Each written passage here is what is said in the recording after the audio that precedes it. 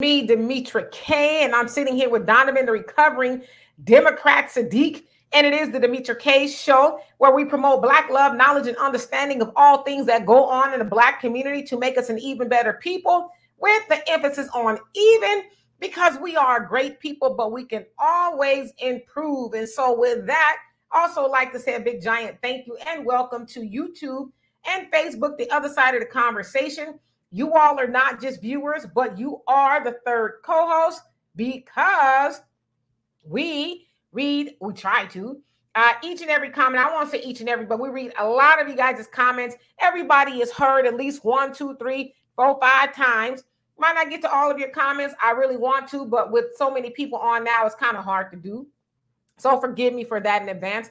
Also like to say a big giant thank you to Marcus Guyton for everything he does behind the scenes on Facebook to make the show go further. And if you are watching this on Facebook and you want me to read your comment or whatever, click on the link so to bring you over where I could see it, and I'll be more than happy to do that. Hello, Moni, how are you? And Brother Reggie, what's going on with you? Miss Sunlight and Miss Pamela, how are you doing? We are doing well. No complaints here in Houston. I think the weather's trying to cool down. I don't know. Don't go outside much, but I would assume that much is so. So we are going to be talking about the big eviction that is supposed to be coming in 2 months. And I have all the information for you. And so, Donovan, what say you before we get into it? And Tawana, how you doing? Yes. Hey, Tawana, how you doing? Guys, please excuse my voice. I was at a wrestling event last night. Wow, women of wrestling. Wow, women of wrestling. I do support wrestling highly. But anyway, so I lost my voice a little bit there. But do us a favor. Please like, share, and subscribe. Even become a member on this channel. And to help us beat the algorithm and to get this message out, please share this on your platform, Twitter, Facebook, Instagram, whatever you have, because the more people know, the better it's going to be for people to make better decisions. Also, if you guys are looking, we have a Cash App. Please, if you have inclined, it does take some time to do a show, especially for Demetra, to put all this good information and stuff together. So, you know, we enjoy the type that rolls, but we prefer the type that folds. Okay, so let's get into it. I think this is a very important topic. The numbers do not lie. So let's get into it. Yes, indeed. But before we get started with that topic, I just want to quickly pay homage to Dr. Ava Muhammad. She was the national spokesperson for the Nation of Islam under the leadership of the Honorable Minister Louis Farrakhan. She is also an attorney and an author, wrote many books. One of them, which is that of Weapons of Self-Destruction, a guide for women in the war against negative internal forces. She has passed on. The nation did put out an official statement acknowledging her passing. A major shock to many people because she had, you know, she was the nation's highest ranking woman. And so she did a lot on behalf of the Nation of Islam and the Honorable Minister Louis Farrakhan. And so, you know, what a great loss, because as I said, she was also an author in the book that I just put up. I'm going to put it up again for y'all. Weapons of Self-Destruction, a guide for women in the war against negative internal forces. As she said it's a time for us to arm ourselves mentally, emotionally, and spiritually to wipe out the enemy's thoughts within us that are holding us back and costing our families their lives. Until the woman is free to exercise her creative ability, the human family will continue to deteriorate. So she was calling women to a higher standard and basically, you know, to re-examine our role in our race, if you will, and, you know, just really taking ownership of our race, so that, you know, as they say, our nation can rise no higher than this woman. And so, of course, she wrote many other books. But this is one that I read, and not just once, but twice. But again, Dr. Ava Muhammad will be missed. A beautiful woman inside and out. And so you guys check her stuff out. She has a lot of stuff on YouTube, and of course her books and everything like that. But as I said, it's a major loss. And so I did not want to go on and do this show without acknowledging the loss of such a beautiful sister. So with that being said, who else came on here? Let's see. Sweetie Band, how you doing? And I said, Tawana, how are you? And who else? Lightweight, how are you? Sean, what's going on with you? Mr. Damon Reeves, how are you? And Michael, what's going on with you? And that's it. So far came on. So, okay. So anyway, let's get into this topic of people. And it says that nearly 4 million American renters are in danger of being evicted. Now, this is per the Census Bureau, where they said that 3.8 million renters will likely be evicted in the next 2 months. And that is because of a whole lot of things, including that of the median rent has topped about $2,000 in June and increasing. It also says as of August, 8.5 million people are behind on their rent. And these renters took this survey, which is how the census works, right? Also says that renters say that they are somewhat or likely to be evicted. 14% of renters are not caught up on their back rent. Now, again, some other reasons are inflation. You guys know inflation is at the highest that has been since the 1980s, the Carter administration. Also, the end of eviction moratoriums, the end of rental assistance. There's also low vacancy rates. Basically, that there's not a lot of rentals out there. Also said that states are slow to release assistance funds to distressed renters. So I think they said about 12 states have only released like half. And some states are like, we don't want it at all. And so there's that. Also, they said the median income for renters is about $42,000, while the national median income is about $63,000. Rent is up nearly 25% since the beginning of the pandemic. Also, it's about 15% since 12 months ago. So it is steadily rising. In Houston alone, evictions are up like 90% above average. And, in other states as well, it's up significantly higher. And let's see. And so, of course, they said people are relying on credit cards, loan savings, and they're dipping into their retirement funds to try to pay these high rents. And of course, you guys know who's hurting the most. It's us beautiful Black people. It is said that 58% of Black adults are renters. So, of course, you know that when, as they say, America catches the cold, we catch the flu. And so, of course, that disproportionately hurts us. And so the question that I have is, what are we going to do about it? Well, since I was paying, and I am paying homage to that of Dr. Ava Muhammad, I want her to tell you in this short clip. So here we go. The Honorable Elijah Muhammad already awakened, and the Minister Farrakhan, that we can rule ourselves and that we can be happy and enjoy life, that we're in fact violating the law of nature by allowing ourselves to simply be a group of colonized people left over from a time of enslavement and bondage.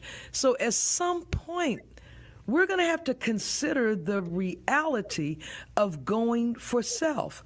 All of these politicians just go vote. Well, again, we voted all the way to getting a man in the Oval Office, and yet our condition is deteriorating.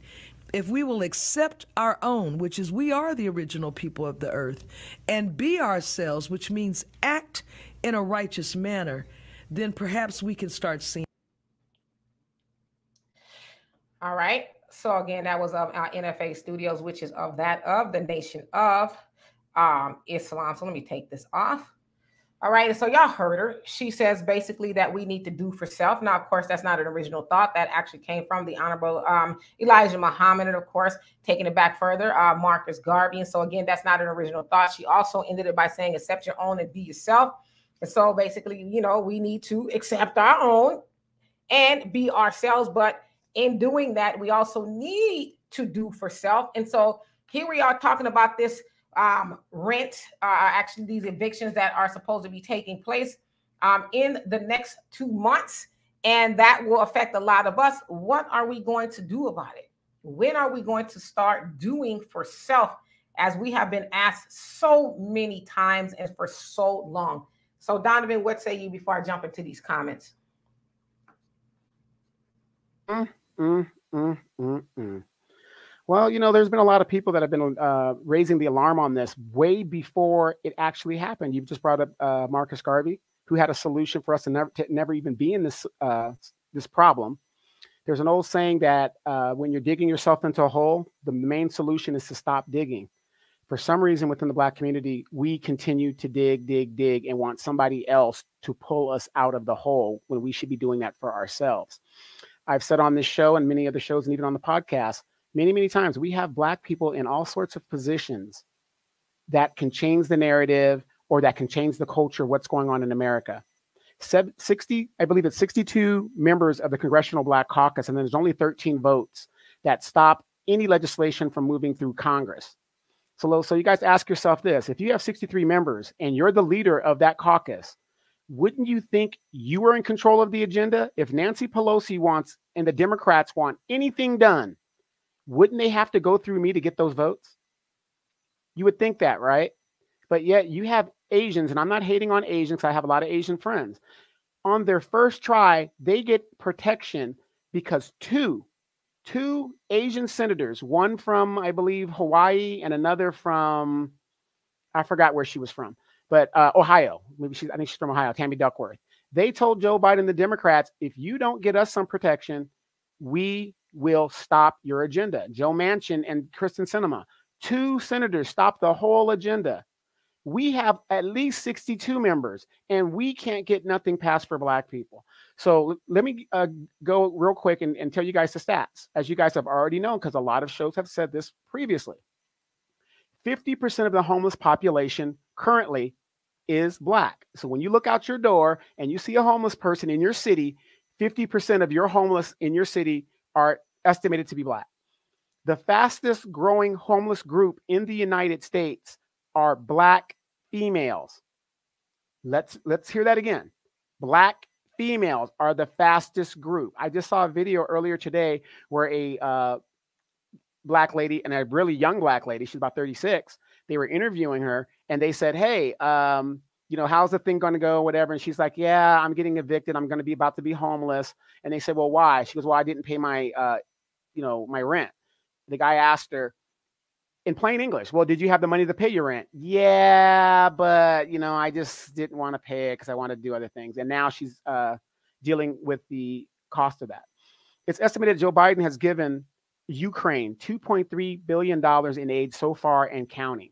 What could $2.3 billion do in regards to helping people not be homeless in the United States? Why is it that our tax dollars, your tax dollars that you work for, are going to help other people in other countries, but they can't help people right here who are paying these bills? These politicians are giving your money out like candy, but when it comes to you, they don't want to do anything. We recently got $10,000 debt relief. The average debt of an American student is about $46,000. $46,000. What's $10,000 going to do for you? What's $10,000 going to do for you? So again, the best way to stop digging, to get out of a hole, is to stop digging. And we have a problem with continuing to dig and hoping somebody else bails us out. Yes, indeed. So I am going to start reading you all's comment. I just try to put them up so we don't get too far behind. And hello, Gary Mack. I don't think I've said hello to you. So how are you? All right. And so RG, how you doing? He says, yes, the Asians does not want Black people to get our reparation. Plus, has anyone got their taxes back yet? No. So what do you mean by taxes back? Like income taxes, or like when we filed our taxes in April? I've got mine back. It was very, very small amount. By the grace of God, I was able to get like $90 back. But yeah, so I've gotten mine back. So, and Angela, he says the government see the homeless population as disposable. That's one reason they won't help. Yeah, you know, it's like some sort of a, I don't know how you would call it, some sort of a genocide, if you will. We know that homeless people are left to the elements and things like that. There's things they can do to help, but they try to act like they're going to slowly do something, but they don't quite do enough. they know that they don't want homeless people, you know, getting in their way, especially in Los Angeles. You know, there's a lot of homeless people, and it's becoming like an eyesore and a health, you know, crisis, if you will. So, yeah, I totally agree with you on that. And Cece, how you doing? He says, why aren't our tax dollars helping us? I'm angry AF. Well, you know, as Dr. Ava Muhammad said, I mean, voting for this politician or that politician, that's not really going to help us much, because first we need to start doing for self. When we have, you know, some power in regards to like money and other things, then we can have a little bit more of a say so and have a little bit more muscle in regards to our politicians. But yeah, they're going to allocate our money everywhere until we start to unify. So, and Roots Tracker, he says, we are paying for Ukraine. Yep, our tax dollars are, but you know, what we gonna do about it, right? And Gary, he says, hunger and homelessness could have been solved with the money they're sending to other countries. Absolutely. So that kind of tells you that maybe they don't want to, you know. And Manolo, how you doing? He says, people still have not realized that all of these ideas to fix quote unquote things are old. It will never work. The society is designed to keep us at the bottom. I totally agree with you, brother. And CC says, not true. People paid rent. Landlords are during for fees. So I think your comment kind of got messed up a little bit, but I want to agree with you, because a lot of times we try to go along with the narrative. It's just that people aren't paying their rent. It's a little bit more to it. Yes, sure, there's some people who are like, I ain't gonna pay my rent. Yeah, okay. But was that really most people, or was it some people? Like all the things that I just read, there's no reason why we should keep on saying that just because people didn't want to pay their rent. We know that we are suffering inflation. We know that in a lot of states and cities or whatever, there's not a whole lot of rent control, if you will. Landlords can raise the rent. And it says on average, it's raised about between like $100 and $250 per time. And in some cases, it's more than that. And so a lot of it does have to do with greed and a whole host of things. I mean, why is it that the average amount for an apartment is $2,000? That is crazy. So with that, and the apartment's a closet. Yeah. With that being said, a lot of people, as I said, the median income for a renter is about $42,000. I mean, y'all do the math on that. So yeah, and it's never like a lot, but like again, here's our media always putting out something in regards to this specific group, the Black specific group, that we ain't paying our rent and stuff like that. Yeah, there are a few of us that didn't pay that, and that was one of the interviews that did that. And some of you guys know a lot, you know, some of us that don't pay the rent. We're not saying all, but again, it's basically, like you said, doing it based on greed of the landlords. Yeah, I mean, that's some of it. And yeah, true indeed. There's some people who have not paid their rent just because they're horrible people, but there's a lot of people who wish to pay their rent, but they just don't have it. I mean, it's like going to the store now, you know, you're going to pay more, and gas is coming down a little bit, but it's still high, you know, in regards to where it was a year ago, and a whole host of other things that's just expensive now. So couple that on your rent, and the one thing that ain't going up is people's pay. People's, you know, rate of pay is not going up, and so it's out of balance. It you know, inflation and the cost of living and income, they're not on the same page. So of course you're going to have people who are facing eviction. But the other thing is, where are those 4 million people going to go? Where are they going to go?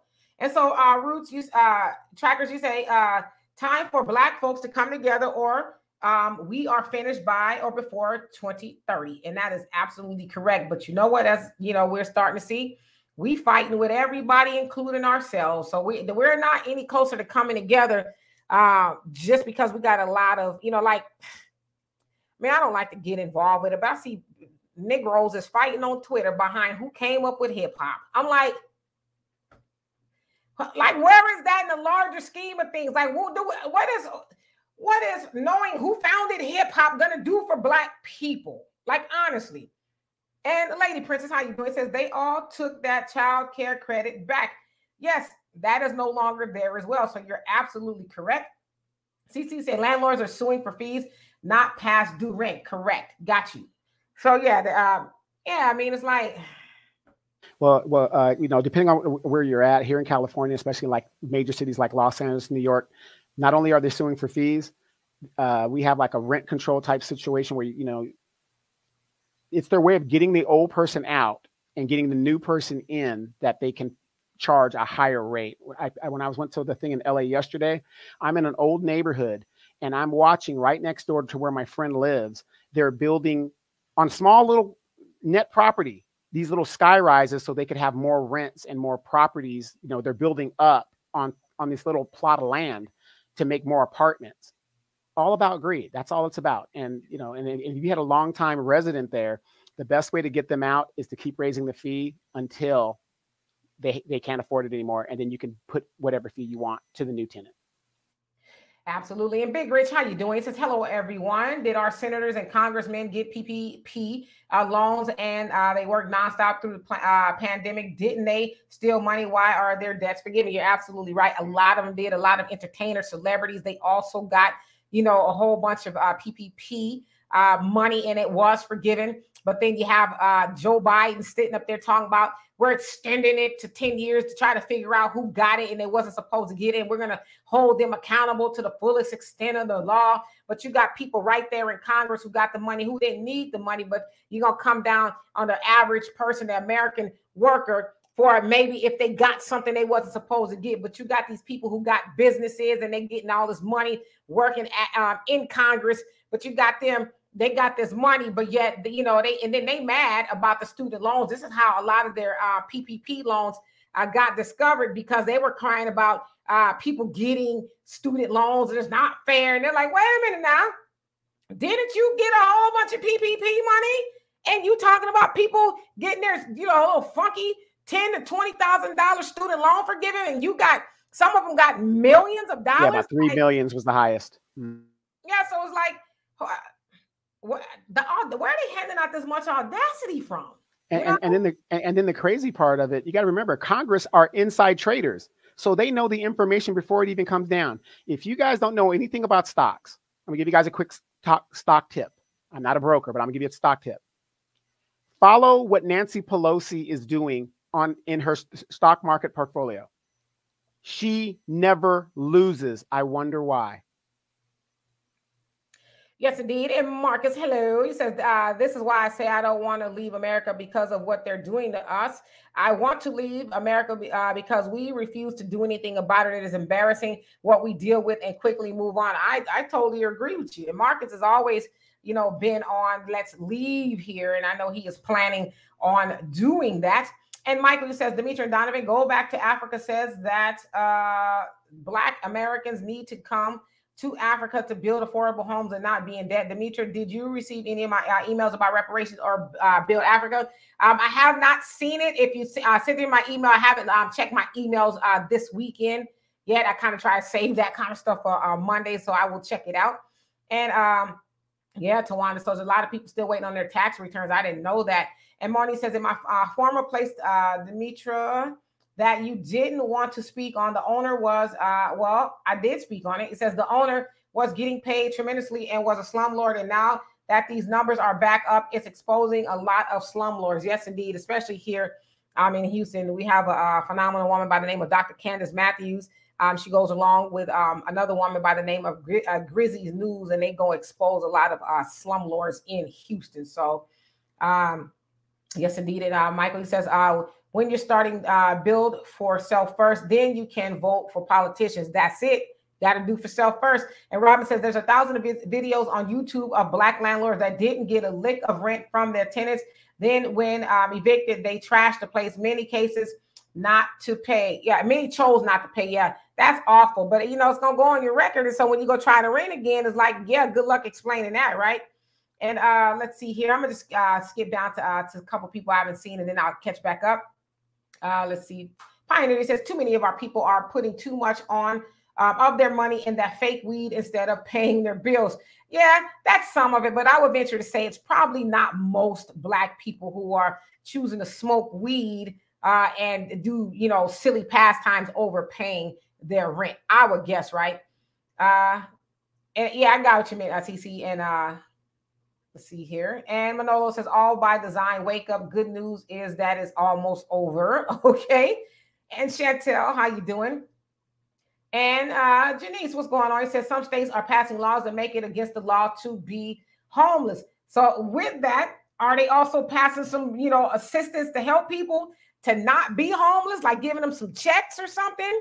That's interesting. And let's see here, Mr. Pirate Brain, how are you doing? And Damien says, peep out all the Congress people who had their PPP loans forgiven. Be done with the red and blue crap, Black First Family. Absolutely, because on both sides of the aisle, they're getting money, but they want to stick it to you. If you got $1 you wasn't supposed to get, and as Joe Biden says, we're going to come down with the fullest extent of the law on you too for that little $500 you got, but his homies, they got a whole bunch of money. Absolutely crazy. But yet, the very laws that they break and they excuse themselves from, you even try it and they lock you up until the court cases, and then they, bankrupt you, extending the case or whatever. I don't want to deviate, but a good example is we're in a two-tier justice system. You guys have been following the Donald Trump thing. This man has not been held accountable to anything. And the reason why they won't do it is because you cannot punish the leader of white supremacy. And it's just amazing to me. There was a case, and I think Pioneer, if you probably followed it. It was last year. There was a government worker in Hawaii. She inadvertently took home and downloaded something on her drive and took it home. She's in federal prison right now for inadvertently taking classified information. So there you go.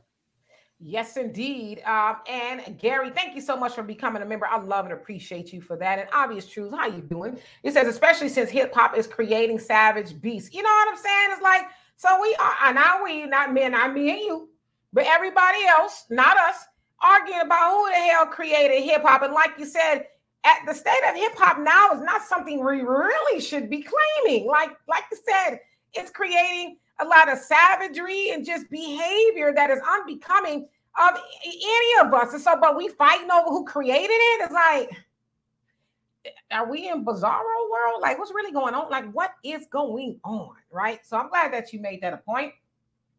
And CC says we need a cost of living wage. Absolutely. Like to keep up. Right. And somebody says his supporters need to be slapped. Michael says Black people are suffering the most due to neoliberal policies from Democrats and Republicans. I totally agree with you. But, speaking of the Democrats, we are their most loyal voters. And so at some point in time, we have to understand that there's supposed to be a give and a take. And we give, but we are not getting anything for it. And so, Right. Let me go back to that question about the cost of living raise. Now, I want you guys to think about this. Isn't this funny? If you're on Social Security, so that you can live, an older person can live, they have no problem giving them cost of living raises. Military gets cost of living raises. Federal employees get cost of living raises. So if you're on Social Security and you're an older person, they say it's unconscionable not to keep up with the cost of living rate, which is averaging about like 5% a year. Sometimes it's 3%, depending on what's going on, right? So the people that have retired and have money and have houses and stuff, they can get a 5% raise, but the younger people who really need it don't. What kind of thinking is that? If it's good for one group, it should be good for the whole group. Absolutely. And Abu, how you doing? He says, greetings from Miami. Landlords are raising rent and not repairing anything in the apartments. Shaking my head. Yes. And I think I saw that in Miami, I think they said the rents are 52% above average. So that's a lot. And like you said, and that's true here in Houston, they are not fixing anything. I mean, you're talking about people. I ain't talking about like a light bulb is out that you can't reach. We're talking about holes in the ceiling and mold and leaks and just the most. And they want all this money, but they're not doing any repairs. And so, yeah, you're absolutely right. It is horrible. And Monet, how are you doing today? And Sunlight says the cost of living wage will always be calculated as less than the cost of living. That's a trick bag. Yep. To keep everybody on that hamster wheel. And Jackie, how you doing? Says this is nothing new. And Michael, you say Tammy Duckworth is from Wisconsin. I want to say she's actually from Illinois, if I'm not mistaken, unless she moved. But I know she was from Illinois. And CC says no job protection for FBA, but job protection for trans. What about us? Yeah, but you know what? One thing I would say about the trans community, and I've always said this about the LGBTQ or whatever it is, one thing they have that we don't have is unity. I don't care if they organize on some nonsense. They want to cancel Dave Chappelle, whatever. They organize. They are a united front to get what they want. And unfortunately, that's what we as Black people are lacking is unity, because we're always fighting with each other. And so we don't really have time to really go after anything tangible, even though we say we want it. We spend most of the time fighting with each other and trying to figure out who's the founder of, hip hop. Right. And then as far as the funny thing, here's the trick back about the LGBTQ community. When it comes to Black LGBTQ, it seems like they go silent. Brittany Griner is still in Russia, and not once have they come to her defense or said one thing in regards to helping her. So, Black folks, hey, it doesn't matter if you call yourself LGBTQ. It's all about the actions, not the words.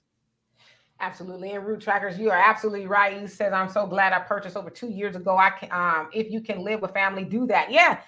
But you know what, though? I hate to say this. We don't really like to do that much. And that's part of practicing group economics. If you have a spot and maybe some of your relatives are suffering or struggling. Now, I know some of our people, make us want to pull our hair out.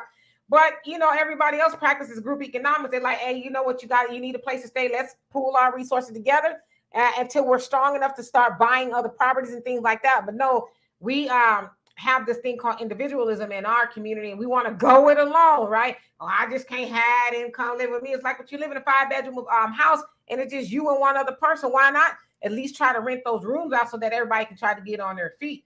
So I am glad that you made that point. And let's see here. Donovan says all over. It's all over except the hollering and screaming. And Moni says, Demetra, let's call it like it is. In my former place, everybody had to be evacuated out of the building as recent as July and this month of August, because he's selling it to people to take to court for nothing. So he's taking people to court for nothing. Yeah, a lot of those landlords, they are slumlords, and I don't know how they're able to operate. And Jackie said, this is nothing new. It is what it is. Nothing's going to change. I'm just saying it is what it is. I got you. And Robin says, what state is that? And forgive me with that. I don't know what that's in reference to. So let me try to catch up here. Monet says the homeless population is growing around the country. Why is the government the gift that keeps on giving to Ukraine, but not clearly giving a shit about the American people? Well, because, in a lot of other countries, they had rose up a long time ago, but over here, we are that frog in the boiling pot of water. It gets hotter and hotter, and we keep adjusting. Like it's hot, but all right, I'm going to adjust to it. And, eventually we just boil to death. So that's kind of the mentality that we have over here. And Cece says slave laws is illegal to be homeless. Sound like loitering laws from the end of slavery. Yes, indeed. You are absolutely right. Those are what they call the black codes. If you will.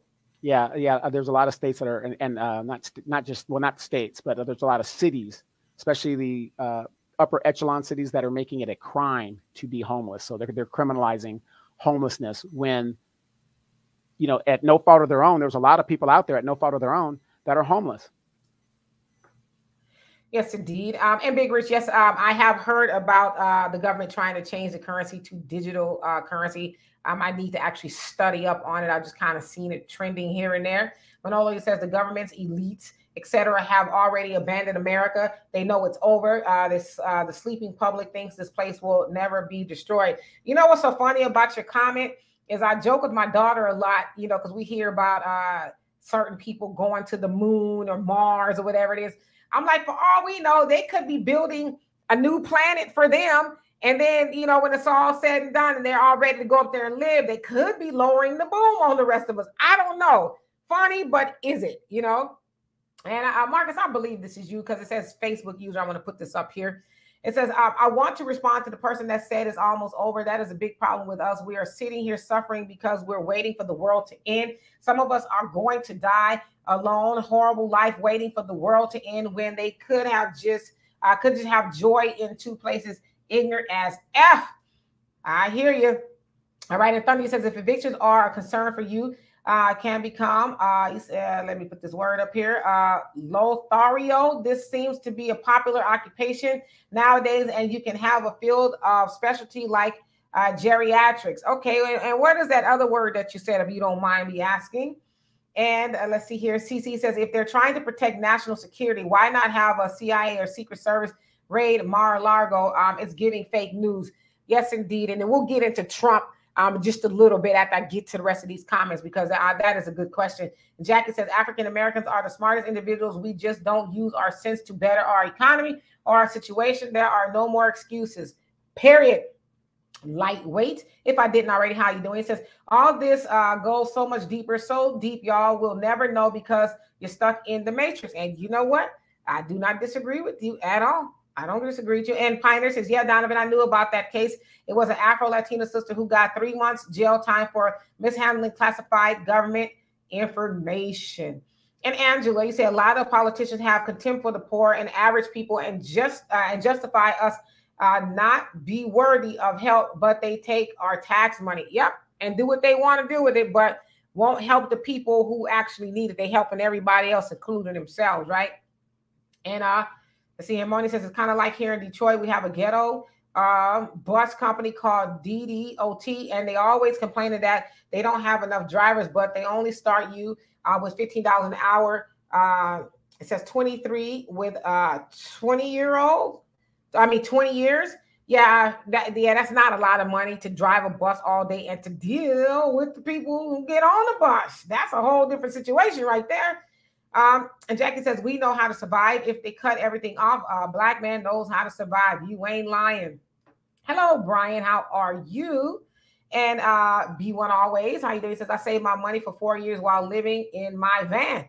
You know what? There's a lot of people who are doing that. They call it van life, where they live in a van and they travel all over and they have all the amenities and things that they need in a van. And did you go take your showers and stuff like gyms, like Planet Fitness and stuff like that?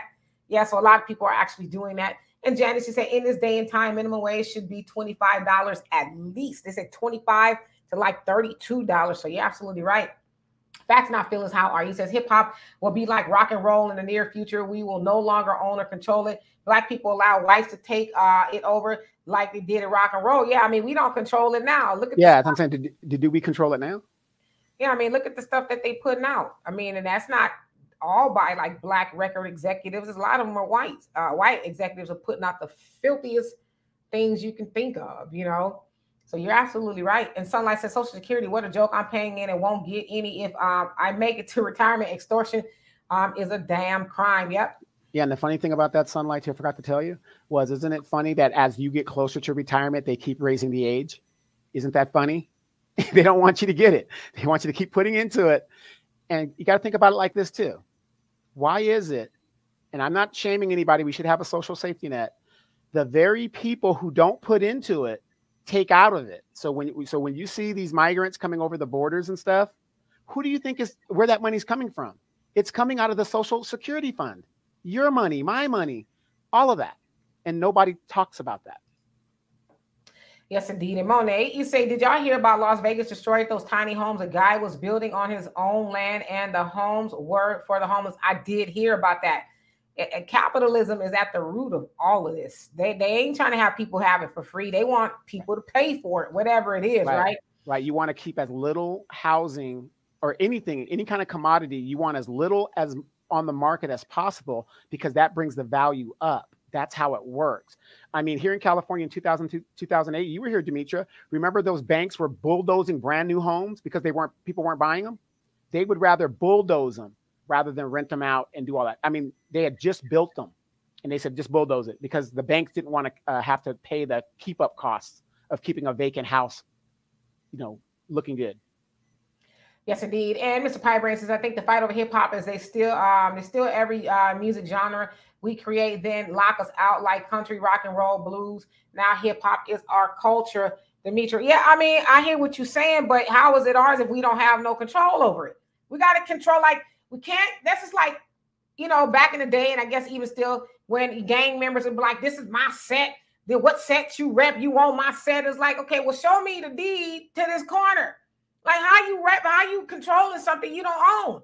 So that's the problem. Like, we need to really take ownership of our stuff, and then we can have a say-so about it. But how is it that everybody's able to steal it? Is because we truly do not own it. I mean, we just don't. And this has been the situation since, you know, the beginning of our musicians getting into the music industry, not owning and controlling their masters. A lot of them dying with no money, having to have, you know, people pay for their burial and things like that. And so we got to eventually get control over our own stuff. Right. You got to think about it like this. Remember in the 90s, you had black labels, Bad Boy, LaFace Records, Perspective. Those are three of the top producers during that era. Blackface owned, looked like, you know, their little label imprints. Where are those labels at today? They do the same thing in politics. They put a black face out there, your Sheila Jackson Lees and all these other people. Oh, I'm going to fight for you. I'm going to do all this. At all in all, who's getting all the money and they're doing absolutely nothing? Blackface, but they don't really own anything. Absolutely. And only Pamela's way. He says that's right. We need to pool resources, and those that don't want to, it's on them. But we that want to know we need what we need to do. Absolutely. Because you can't save everybody, right? Hello, Brian. How are you? And Mona, you say we've been falling for this for years. Why haven't Black people always had a plan A, B, C, just in case? That's because sweet Jesus, just put your heart in Jesus and he will make it, you know, make a way. Religion is one of the main things that keep us from rising up and doing for ourselves. They always tell you this other person's going to do it. Jesus is going to do it. What is the message in most Black churches? Prosperity preaching. Now think about it. If you're catching hell down here and they're telling you when you're dead, you're going to get a Mercedes, you're going to get that big old mansion. If you're catching hell here and heaven is anything like this, why would you want to go? And this is the ignorance of, you know, a lot of our people. And of course, you know, our elders sometimes are kind of stuck in their ways and whatever. The message of this white man named Jesus is going to come and solve all your problems. Let Jesus handle it is not true. Because even in that same Bible that they say Jesus is going to do all these things, he says, God bless the child that has his own, or something like that. You got to do for yourself before you do anything else. Something like that. It just doesn't make any sense to me, but that's one of the main reasons why we are stuck into the situation we're in. Absolutely. Angela says we also need to be focused on the next presidential election. If DeSantis becomes president, we're all doomed. We thought Trump was bad. DeSantis is evil to the core. Absolutely. And let's see here. Mike Nice, how are you doing? And Brian, you say that's right. All right, let me skip down. And JoJo Jones, how are you? Said the world's on life support. Yes, indeed. Yes, Monet, digital currency. They are talking about that. I have to kind of look into it. And then Damien says now they're buying islands. Hashtag Epstein. Pioneer says I agree with the Facebook poster who said too many of our people are sitting on their hands waiting on the world to end for Jesus to come back. Just another excuse to be lazy and do nothing. Yeah, that's part of it. And Robin says exactly, no more excuses. And Azriel, how you doing? He says they gave a guy 30 years for a $2.5 million PPP loan. Shaking my head. Yep. But you got those folks up there in Congress. It's like, I didn't necessarily need it, but I got it because it was there. And not only that, I'm going to have it forgiven. So you're absolutely right. How many of you guys remember in the 90s when Congress bankrupted the credit union of Congress? Remember they were writing checks and stuff, but let you bounce a check for $2 and your local district attorney is putting a fine on you and maybe even putting you in jail for an extended amount of time. We have a dual status of law enforcement. There's citizens and then there's the elite. Absolutely. Yes, indeed. B1 always. And Pioneer says DDOT. I forgot about that raggedy bus system. The bus system in Detroit was so bad they didn't even have a bus schedules because the drivers and riders would ignore it anyway. Well, damn. So it's just kind of like the luck of the draw.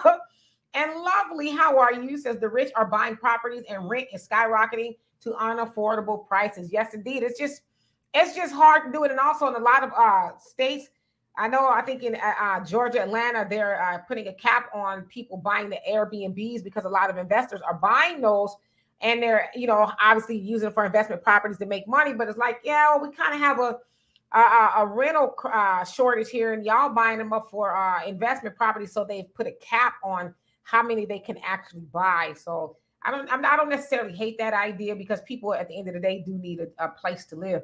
And thank you, Brian, says good job. And let's see here, I'm gonna skip down a little bit. And a Dimple Face, how you doing? It says, yep, I live in Vegas. That's messed up. So you know about them getting rid of the houses for the homeless. And Brian, you says, who's paying for the student loan forgiveness? Or the same people who's paying for the money that's going over Ukraine and everywhere else? And Mensa, how you doing? I thank you so much for that compliment. Thank you, thank you. And let's see here, Dimple Face says, nothing but tents out here. It's horrible, but they keep building hotels. Exactly. All these investment properties for the rich, right? But I mean, eventually they're going to have to deal with the homeless, you know. Right. And then, you know, since you're out there in Vegas, where, you know, I'm out here in California, isn't it funny how the casinos could use unlimited amounts of water, but they want you to be rationed? I mean, this is insanity. Insanity. Yes, indeed. One who cares. How are you doing this fine evening? And let's see here. B1 always says, now that I have land in a small house, I'm now preparing to save enough money to go off grid. That's the plan right there. That's the plan. And Brian, what you talking about? Murder Inc. What's that? And Freddie says, we've invented it, but are you talking about as far as the ownership of Black people owning? Okay, yeah, this is, you know, some things that we own, but you know, as far as people hijacking it and, you know, and taking it and things like that, it's like, well, yeah. Well, Irv Gotti just sold his publishing rights to Murder Inc. for $300 million. That was like a couple of weeks ago. So he doesn't even own that anymore. They're gone. Right. And Freddie B says, we invented it, but we don't own it. Hip hop, blues, etc. There you go. And Jay, the informant, how are you doing? You say facts. And Damon says, yeah, little Richard was the poster child for getting ripped off. Yeah, a lot of them were. And thank you, Ruth Tracker. I appreciate you for becoming a member. Love and appreciate you for that. Thank you so much. And Michael, you says, Dimitri and Donovan, you talk about, y'all talk about talking a good game. Why do you keep forgetting about walking a good game? Well, do explain that if you don't mind me asking. And Robin says, Black folks didn't lock down hip hop. That's why anybody can come in and take it over. Black folks love inclusion while everybody else is for self. Yep. We invite everybody to the picnic, don't we? If they can, you know, rap a good rap song, oh, they come to the picnic. If they do a good sand dance, oh, we invite them to the picnic too. And so we need to actually be gatekeepers of our stuff. Not to say we don't mind y'all listening to it, but we invite y'all in. And then what do they normally do? They come in and take over. Have y'all ever seen that movie Pacific Heights? The movie in the 90s where it was Michael Keaton. He came in, he was a renter from hell, and he just completely took over their place. I mean, but that's what we do. We invite everybody to our stuff and they take it over, and we're like, well, I don't know what we're gonna do. It's like, stop doing that, you know. And let's see here. Free Mind, how you doing? It says Deuteronomy 28:33. I don't have my Bible handy, but can you tell us what that what scripture that is? And Mr. Frank, how are you doing? Double A, how you doing? It says musicians and artists, along with athletes, need a retirement plan. Yep. Stop playing just for the day. Actually think about the future, right? I mean, because a lot of them have millions of dollars. They don't have anything to show for it now. And Alfred, how are you doing? He says, I'm not moving. So you stand right here. And Travis Mitchell, hello, how are you doing? And Free Mind says, leave church and keep the Bible. Okay, got you. And Dimpleface says, those whites, heaven is right here. Yep. But so why can't our heaven be here, right? And Lee, how are you doing? He says, that's why being a family is the best defense against the system. Yep. But, you know, we got too much individualism going on in our race. You know, we want to be by myself. Wow, it ain't me. I don't know about y'all. It's like, no, we need to really, you know, pull our resources together in every way, shape, or form, create a mastermind alliance to try to figure out how we are going to do for self. Absolutely. You know, we this trope of I'm a man, I can do it myself, I can stand alone. Now that might have worked 60 years ago, maybe 100 years ago, but in the modern day, we need each other. So, you know, this independent, I'm a strong independent woman stuff, you know, I'm speaking to the Black folks, okay? Do you guys realize we have less than 9 years or we will be politically irrelevant? When you become politically irrelevant as a group, you have no say-so what goes on in this country anymore. What you say doesn't matter. Other groups are going to make decisions for you. So we have to get rid of this. I'm an independent Black woman. I'm just a man. Do what I say because Ike Turner said this and all that other stuff.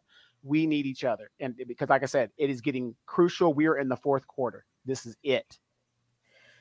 Michael has a question for you. Thank you so much, Michael, for the donation. I love and appreciate you for that. Yeah, he has a question for you. Yeah, I answered it. Okay, got you. There you go. Yeah. All right. And so let's see here. I'm just going to skip down because it seems like I'm a little bit behind in the comments. And Jay, thank you so much. Love and appreciate you for that. He says, what do the panel think about down ballot voting? I'm not a fan of it. I think regardless of what party they're in, we should vote our interests. Because from what I understand, voting down ballot really just kind of means like voting for one party necessarily. I think we should be a mixture of things, because as we see how that's working out for us, Black voters being more loyal to the Democrats than any other party. Yeah, and you got to also remember that down ballot stuff, if it's like a Democratic slate or a Republican slate, my issues in California are totally different than issues in Atlanta. So, to me, that just doesn't make sense. Vote blue no matter who. How has that been working out for us? Yes, indeed. And Pamela, can you resend me that email? Because I can't say that I remember, but yeah, resend it to me so I can look at it. And I'll look at it in the morning. And CC says Detroit buses was a joke. And Bakari, how are you doing? Says Black people are still chattel property to this corporation. What is the 13th Amendment? What does the 13th Amendment allow? Exactly. Imprisonment. So that's a form of slavery. So you're absolutely right. And let's see here. Hello, lovely. And let's see here. So I am behind. So let me catch up a little bit. And OG Patrice, how you doing? He says the state of Arizona has given away millions in funding to stop mass eviction. So yes, there's some states that are doing it, but for the most part, a lot of them are just like, what money? They're kind of slow to do anything with it. So it kind of makes you wonder, well, what y'all doing with it if y'all not really giving it to people who need it? And Brian, he says, can't get a real loan. They spike your credit and the same time once a month, same week as loan officers consistently every month, like waving a carrot in our faces. Yep, that's what they do in every way, shape, or form. They wave a carrot to make us think that we're actually going to get it, and we don't. And Dimpleface says, yes, they have the waterfalls, fountains, but want us to ration water. Absolutely. And the water they giving us is not really drinkable, right? And Marcus says, we've been doing this weekly show for a minute, and we've had some of the most intelligent and powerful comments on this platform. How about the like-minded people here coming together and leading the way to do something better and here and abroad? Well, yeah, I mean, I totally agree with you. Here, iron sharpens iron. But as I always say this too, Marcus, with the information that we get, because this is to me the fastest way to do it, reach out to the people you are closest to, like your family member and your friends. Reach out to them and say, hey, family, what do y'all think of this plan? What do y'all think about getting on board with this? And then if everybody does that, then the message will spread. The problem that we have, though, is we're so busy trying to save the world, and we haven't saved our own household. So if we just start there, I think we would be better off. And what do you think about that? And above, beyond, and forever, how you doing? Says, while the Black community is so worried about Trump and DeSantis, Joe Biden is pissing on your head and telling you it's raining, but our people will continue to vote Democrat. Shaking my head. You are absolutely right, and we need to stop that. But it looks like it's changing a little bit. But is it going to be enough, though? And let's see here. Janice, he says, I was going to start a garden, but after St. Louis experienced a flood, I'm glad I didn't because I would have lost everything. Yes, in Dallas and up that way, they flood really bad to where there was a loss of life and all of that. In Houston, and there was a couple of raindrops, and that was really kind of it in comparison. So, yeah, it's crazy. And Sunlight says, Irv Gotti, he's too busy crying over Ashanti. Pathetic. Yes, indeed. And that is very pathetic for a man to be, especially all these years later, talking up under a woman's clothes in that fashion. She put it on him. Put it on him. Yeah, but that he was what? Significantly older than her, so he probably groomed her, and here he is all these years later still talking up under her clothes.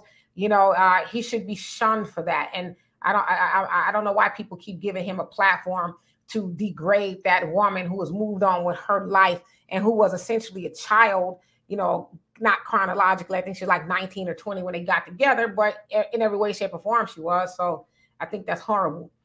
And W of Israel, how you doing? It says, in America, government officials are only concerned in protecting their interests. Black people have always been swept under the rug. Unity is the key. I am so glad you said that.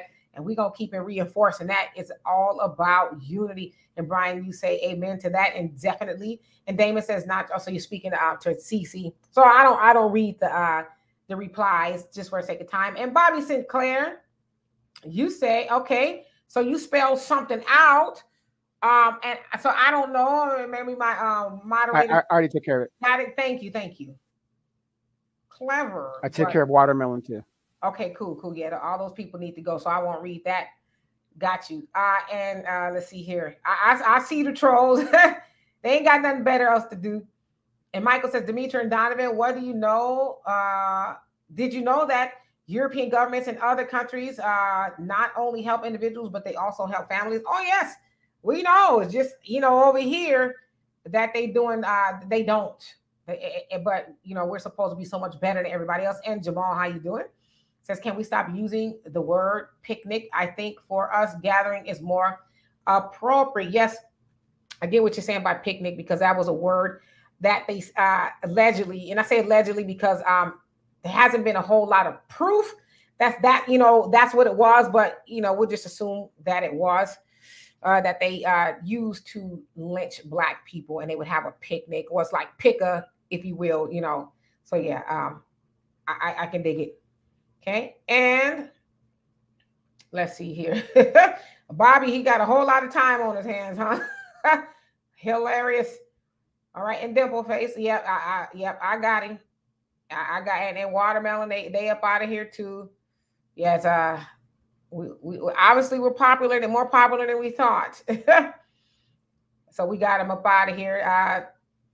Thank you. And Michael Harrison, how are you doing? He says, those of us that know better need to just shut up and lead. It's time to start teaching and stop preaching. I want people to stop talking and just do the work. Stop talking at the people, help out. I totally agree with you. And, for me, this is how, one of the ways I know how to do it is to use my voice to do this and provide a space for us to have a conversation, try to figure out what it is that we need to do. But as I just said a minute ago, we need to do that on a individual level, as far as our own households and our friends. Like, instead of having idle conversations about what they doing on the housewives and this, that, and the other, who's still in hip hop, we need to say, scratch all that noise, right? Let's talk about some nation building around here. That's what we need to be talking about, right? Because all that other trivial stuff, which is what they give us, the low-hanging fruit to keep us preoccupied and distracted with the nonsense, is to keep us away from a nation building and talking about strategies that's actually going to help us to do that. So I totally agree with you. Yep, the trolls are gone. And only Pamela's Way says, it's outrageous that they ask people to ration water when millionaires and billionaires are using up the water. Yeah, I saw that. I think especially in LA, where they were getting on people who were like, we're rich. We're not conserving water. And CC says, we have to be Black first. Charity starts at home. Until we good, we have to be a little selfish. Yep, everybody else does it. And Marcus says, I don't know how many will agree, but reaching internally to try to do anything is null and void. Some of us are the only person in our family talking about this, and we are seen as crazy by people, most who are still pro-American, America, and believe it is not bad as it really is. Well, I say this because, I totally agree with you. Keep talking. Keep talking until somebody listens. And in the meantime, you start building, and I know that you are building to save yourself. Because again, Marcus Garvey says that everybody is not going to be saved. Some people have to be left behind. So if those people continue not to want to listen, then you move on to people that will. But, there's been people who's been in this game a long time.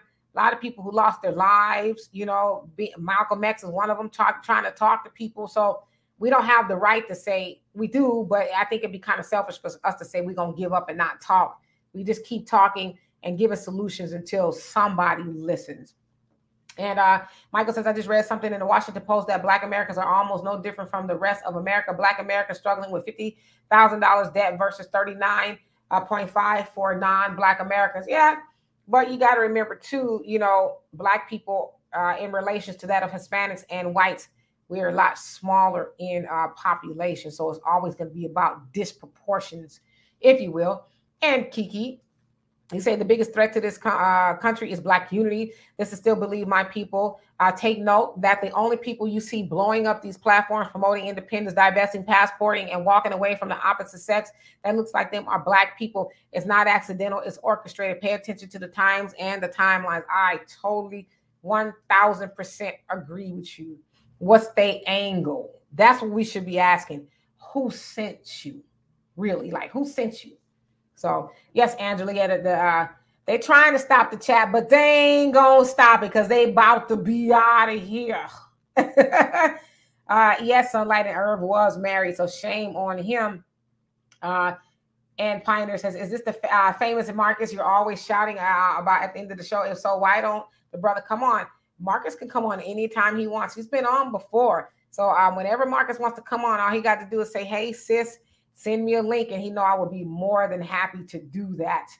And Dimple Face says, can never say it to anyone's face. So y'all talking about the trolls. Yeah, we just going to act like we don't even see them, right? Yep, block them all. And Cece says, white people have lots of payment plans. We don't. Yep. And okay, so I tell you, these trolls, it's nice though that they're here. You know, they're spending all their time on us. It's like, when I see people do that kind of stuff, it's like, gosh, you must have a miserable life that you ain't got nothing else to do. So, you know, you can make all the accounts you want. You're going to be blocked. And Brian says, that's how you know you're on point, family. Very positive. Yep. And I'm just going to, I'm just not even going to pay them any mind. Yeah, no, I'm blocking them as you go. So, yeah, because on my end, and you can see on our end, we still see them. So, yeah, I ain't gonna pay no mind. Yeah, so continue the show, and I'll do the blocks. Got you, thank you. Michael said there's needs to be strict regulations for rent. There needs to be strict regulations for rent. I offer the following solutions for homeowners and renters: freeze mortgage payments for homeowners and free rent until the economy fully recovers. I agree with you. Come on, man. You know the banks ain't going for that because that's where their bread and butter is. They not gonna do that. But I totally agree. That would be a solution for everybody. But yeah, you're gonna have a lot of homeless people sleeping in their cars and going into these high-rise buildings, working, a full-fledged job, but they can't afford rent or, a place to stay. And Dimple Faces says they talk about us because they're thinking about us. They're so obsessed. You better believe it. And Only Pamela's Way said it's a fact that the word they use when they lynch Black people. I read articles on it. Yes, I actually researched it a little bit. And a lot of stuff that came back says that, they can't find where it's actually rooted, but I do believe that they did say that, you know what I mean? But of course, depends on who you believe, right? Because we know the white media, they ain't gonna really tell us the truth. So I agree with you. And Brian says a bunch of troll phone lines can't figure that out to save my life. They bored. And Biden 2024. Well, hello. You say, why are you starting to sound like a Republican? We have more work to do. Well, if you've been following this show for a very long time, or even a little bit of time, you know that I'm nonpartisan. I don't pledge my allegiance to no party. But if it means that we are asking questions and asking for something for our vote that we sound like a Republican, then so be it, which also kind of worries me that you think that we are saying we're going to hold the vote until we get something for it. Sounds Republican. Says that you are used to getting nothing from the Democrats who give Black people nothing specific, even though they give everybody else specific. So I don't know. We do got work to do, but it ain't on becoming more of a Democrat. I hope that helps. Sunlight says, I'm ready on one. I'm sorry, I'm already on one about that student loan BS. Can I curse them out one time? Yeah, sure, go for it. Robin says, notice how we're never in their spaces, but they're always invading ours. They can't help it. They love Black people. They'll never admit it, but imagine if Black people left this planet, everything would be seasonless. Everything they eat would be just bland. You know what I mean? So they love us. Can't really blame them. And Bobby, how you doing? He says, keep up the narrative. Unity. Yes, it's about unity. And Damon says, yes, Ms. K, a true plan of attack. Yep. And let's see here. And Jay, thank you so much for the donation. He says FBA ADOS, Freeman write in Claude Anderson as president. I can ask you this: do you think at this point he really want to be president? Dr. Claude Anderson is what, like 90 or close to it at this point? So I would love to see Dr. Claude Anderson be president, but I think I get where you're going as far as something. Now I want to say symbolic, like it doesn't mean anything, because it actually does mean something, that we would rather vote for somebody who has a Black agenda than to keep voting for people who don't. So I can dig it. I can dig it. All right. And so let's see here. Andrew says, I agree on nation building is a key agenda. Yep. And Only Pamela's Way says, exactly, Demetra, we need to unify today. Shante says, Biden trolling. It's a white boy up in here. Yeah. They can't help themselves. And highlights, he says, own property in our areas, more Black property owners. Yep, we got to do it, because our stuff is being gentrified by other people and they raise the rents. And that's another way that we get hurt. And Michael says, Demetra and Donovan, are you guys familiar with Red Oak, California? Because the city has been gentrified. I've heard of it, but not terribly familiar with it. And thank you, Donovan, for your hard work with the trolls. I know that they're doing a lot up in here. So thank you. Thank you. You know, Carol, you're right on time. We're here about another hour, so you ain't miss it. And Mr. Al Jackson, how you doing? He says, have you heard about the movie that came out this weekend called Breaking? A military vet goes to get his benefits and he's denied, so he flips. Have not heard about it. What is it on, if you don't mind me asking? I like a good movie here and there. And Michael says, Donovan and Demetra, do you think that we need to be like China, Japan, etc., in terms of being on code? Absolutely. I mean, if you don't have a code, then everybody's just willy-nilly kind of doing whatever, right? So yeah, we do need a code. Yeah, and we used to be on code, but somewhere along, like Demetra said, we got into this individualism type stuff, and it's really crazy, because being on code is a cultural thing. I'll give you a better example. Like, you have Chinese and you have Vietnamese, right? They have their own racism within their own cultures, correct? But they have one thing in common: they're all Asian, so they come together in regards, at least to that, to get what they need to do what they got to do. Thus, I can only speak here in Los Angeles. You have Koreatown, you have Little Saigon, you have Chinatown. You know, they have their own individual sects, but at the end of the day, they're all Asian, and they make sure when it comes to resources that they share those resources equally within their own communities. Black people, because we are the only group that's been brought here against our will, we did not willingly come here, and we were taking our names away from, taking our identity away from us. We're the only group that experienced that. We lost our ability to stay on code culturally. And that's one of the main problems. Yes, indeed. And Marcus says, not to try to change the conversation, but from Malcolm, Martin, Medgar, Afeni Shakur, Marcus Garvey, Betty Shabazz, and others, right now their death is in vain in connection with what they expected from us and where we've gotten off of their sacrifices. We're failing. We just make it look good because we polarize the handful that are waiting, and then your comment cut off. But no, I totally agree. Their work and death has been in vain, because we have not taken the ball and run with it, but we got so many schisms and distractions in our community. And like I said, I don't even like going on Twitter nowadays, because all I see is just nonsense, a bunch of infighting. I'm like, golly, is this what people like lost their lives over? The nonsense? And Jay, I appreciate you for the donation. Thank you so much. And let's see here. And Dorothy, how you doing? And Jamal says, yeah, do for self. We could help the Black farmer. Maybe they would not have to beg Washington. Then maybe we could work with them to feed ourselves. That's what I'm talking about, right? Like, we know we need food. Our Black farmers are struggling. Of course, Biden, you know, they reneged on the new, the Inflation Reduction Act kind of cancels out the promise that he made to them last year, them being the Black farmers, in regards to them being able to get loan assistance and forgiveness and stuff like that. It kind of really just canceled it out. So now they're in harm's way again. So yeah, what about if we was to help them and then they send that food to us and we buy it? Like, what? Imagine, right? So you're absolutely right. And let's see here. And Willie Rivers, how you doing? He says, what's up, Demetra? How are you? Peace and love, family. I am doing fabulous. Thank you for asking. And Oneida, One-Dia, I hope I said that right. I probably didn't. Oneida says, I was told there's no food stamps. Oh, I don't know. So is there a food stamp shortage? Do tell. I don't know. I wish I can give me one or two. I ain't gonna lie. Yes, Robin, they are miserable. Jan Michael, how you doing? He says, what happened? I left for a minute and all hell broke out. Yeah, there's a couple of trolls with nothing else to do, but you know, they love us. They can't stay away from us. And okay. And let's see here. Yes, SJ Evans, how are you doing? He says those are internet bots. Probably some internet bots and some, you know, internet idiots. That's right, root trackers. Ain't no stopping us now. You better believe it. And one chance two, how you doing? You say those are Mexican, Asian, Puerto Rican, and white people trolls. Oh, really? Okay. And Bobby, you say trolls, the rental situation is horrendous in Houston.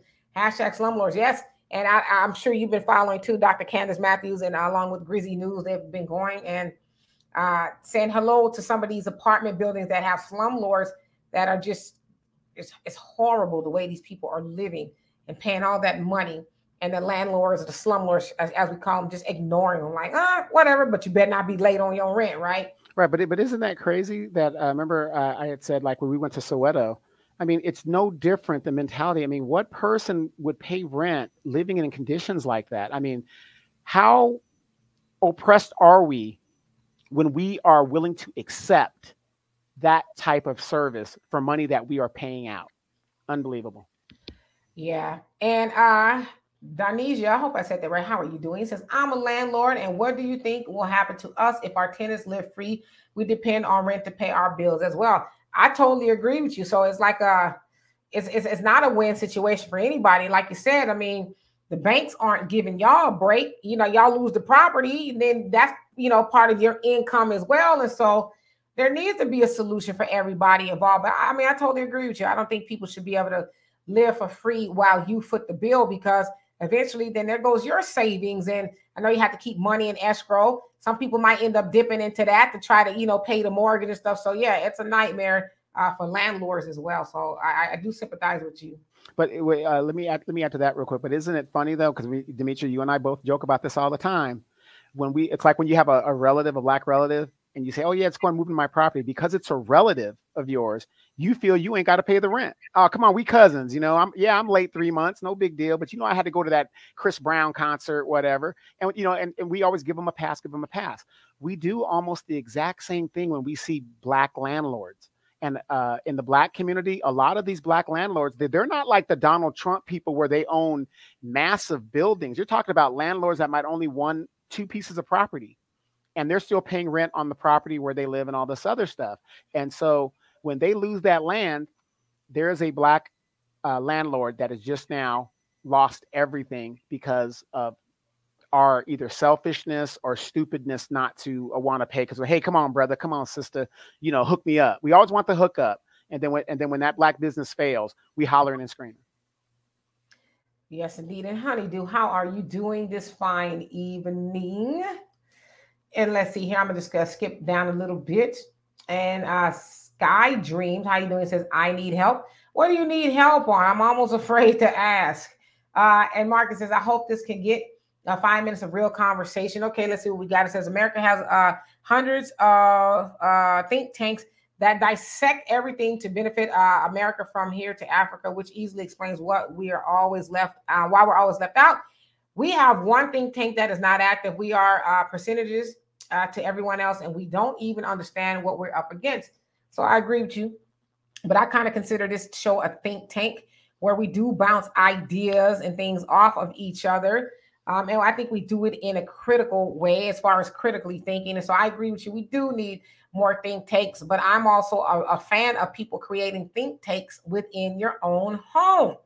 Like start creating, you know, conducive thought processes at home. That's where it's going to start, because I always tell y'all this.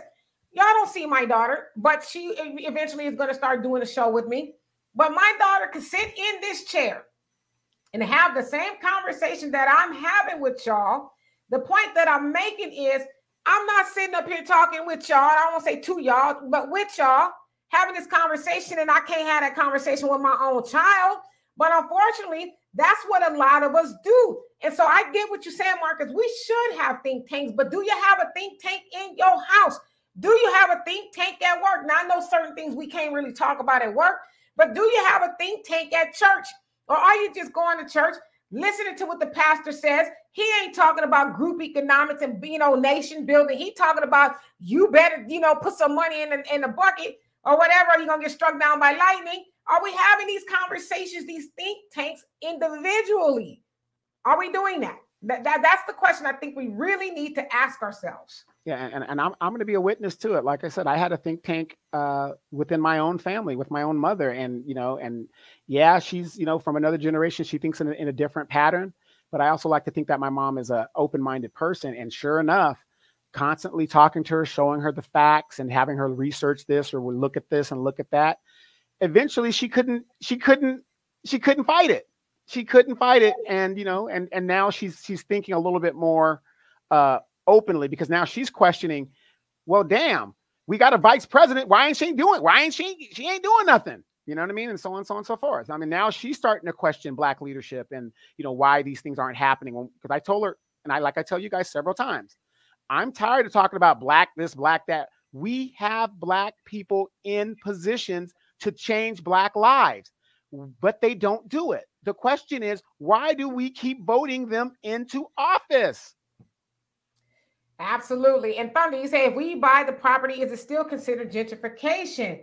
Well, to them it might be, but no, we're actually calling it, preservation, right? We are preserving our neighborhoods, if you will. So we'll have some remnants of where we used to live. So that helps. And Sky Dreams, I'm almost scared to ask. She says, I don't like asking for help, but I don't have a choice. I imagine somebody will warn me ahead of time if it's some craziness, right? All right. And Jay, thank you so much once again for the donation. It says, question for the panel chat. Should Black neighborhoods allow Section 8 housing in their community? I believe it devalues the neighborhood and crime.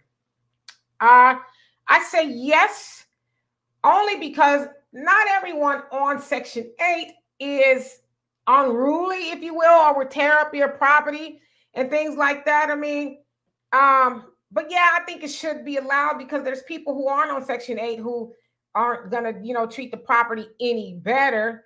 Now, should there be a percentage allowed? Maybe, yeah, maybe so. But I think it should be allowed, because let's be honest, some people need that assistance and they need a place to live. And just because they're on Section 8 does not mean they should live in, the hood or the ghetto or projects, if you will. Well, and let me add to that too. See, people keep forgetting about Section 8. To receive Section 8, there are certain rules and guidelines you have to abide by. So if you're a landlord or a neighbor of somebody that you might happen to know that's in Section 8, because that might be privacy information, but we know the community talks. Okay, this person's in there, right? And their kids are tearing up this, or they're not upkeeping the property. Why aren't you saying something and doing something about it before it gets out of hand? So to me, it doesn't matter how many Section 8s you let in there. You got people that ain't even on Section 8 and the neighborhood is still a ghetto. So what's your excuse for that? Yes, indeed. And Patty, you said we got off cold during the so-called women's rights movement, during the destroyed the Black family.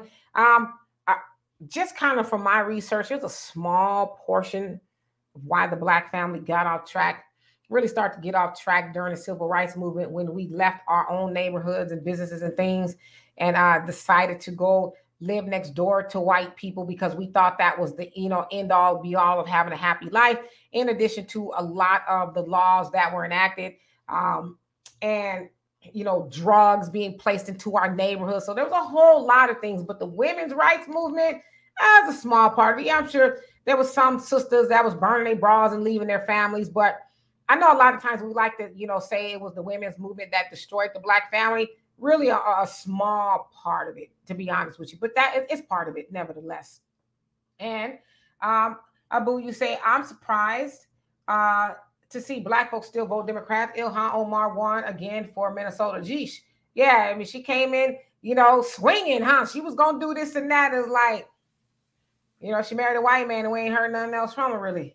Yeah, and you got to remember, the people that voted Ilhan Omar in are of her people. They're Somali. That's a big Somali voting bloc that got her in there. So her people voted her in. And it's a shame that they're experiencing the same thing that we're experiencing. You vote this sister in there, and she doesn't do nothing for the community that you thought she was going to do. But then again, look, they voted her back in. So they are suffering from Blackinitis, is what I call it. Evelyn, how you doing? It says, also, I think you meant, did anyone No, there's a whole abandoned town called Cairo. It would be great if we could gut it and build. No, I did not know that. And where is that exactly? And hello and welcome to the chat. And let's see here. Manolo says the real Indians were black. Most of us already here for thousands of years. That is true. No, I'm not going to debate you on that. And Brian says, then taught us to hate one another, house and field Negroes. You ain't lying about that. And the Hula Gang, how are you? Says Koreatown was all blacks who were wealthy back in the day. The government took it from blacks and gave it to gave them an area. I think you meant. Yep. Lee says there has always been a need for black people to force the non-black verse people out where they belong with the people they want to support besides us. Okay, and then Frankie says if you vote for Biden, you're the problem. Deadshot, how you doing? And let's see here. Who else came on here? Yes, indeed, Evelyn. They do feed off of BS. Yes, indeed. And Dorothy says we spend too much time trying to be accepted by the society. We need to start concerning ourselves with being accepted by one another. We desperately need unity and to work together for everything. Yep, like yesterday, right? Patty says, Donovan, exactly, brother. Michael says, when the government did relieve Black Americans of their student loan debt, I say that it's time to pay cash reparations for them. Yep, I'm right with you. And Roots Tracker says, we do need to help the Black farmers. We absolutely do. And Robin says, national shutdown on food stamps and SNAP programs. Really? I ain't heard nothing. That's how out of touch I am. I have not heard anything about that at all. And only Pamela's Way says food corporations are putting crickets and insects and cookies and snacks. And it has to do with nefarious reasons too. I sure need to know about that. That's going to keep me eating at home even more. Hula Gang says our unity is our culture. Our government fears it, but we're getting it back slowly, though. I agree with you on that one. And Moni says, I love Dr. Matthews, how her drive and her realness is. She's not afraid to expose when you got slumlords, where some of you are all afraid to show that and will say that it's inappropriate when it's not. Well, you know, I guess. And let's see here. Let's see. And Michael says, correction, when the government did not relieve Black Americans of the student loans that I say it's time to pay cash reparations for them. Okay, got you. And Marcus says, and I hope this is a sobering thought to all of us.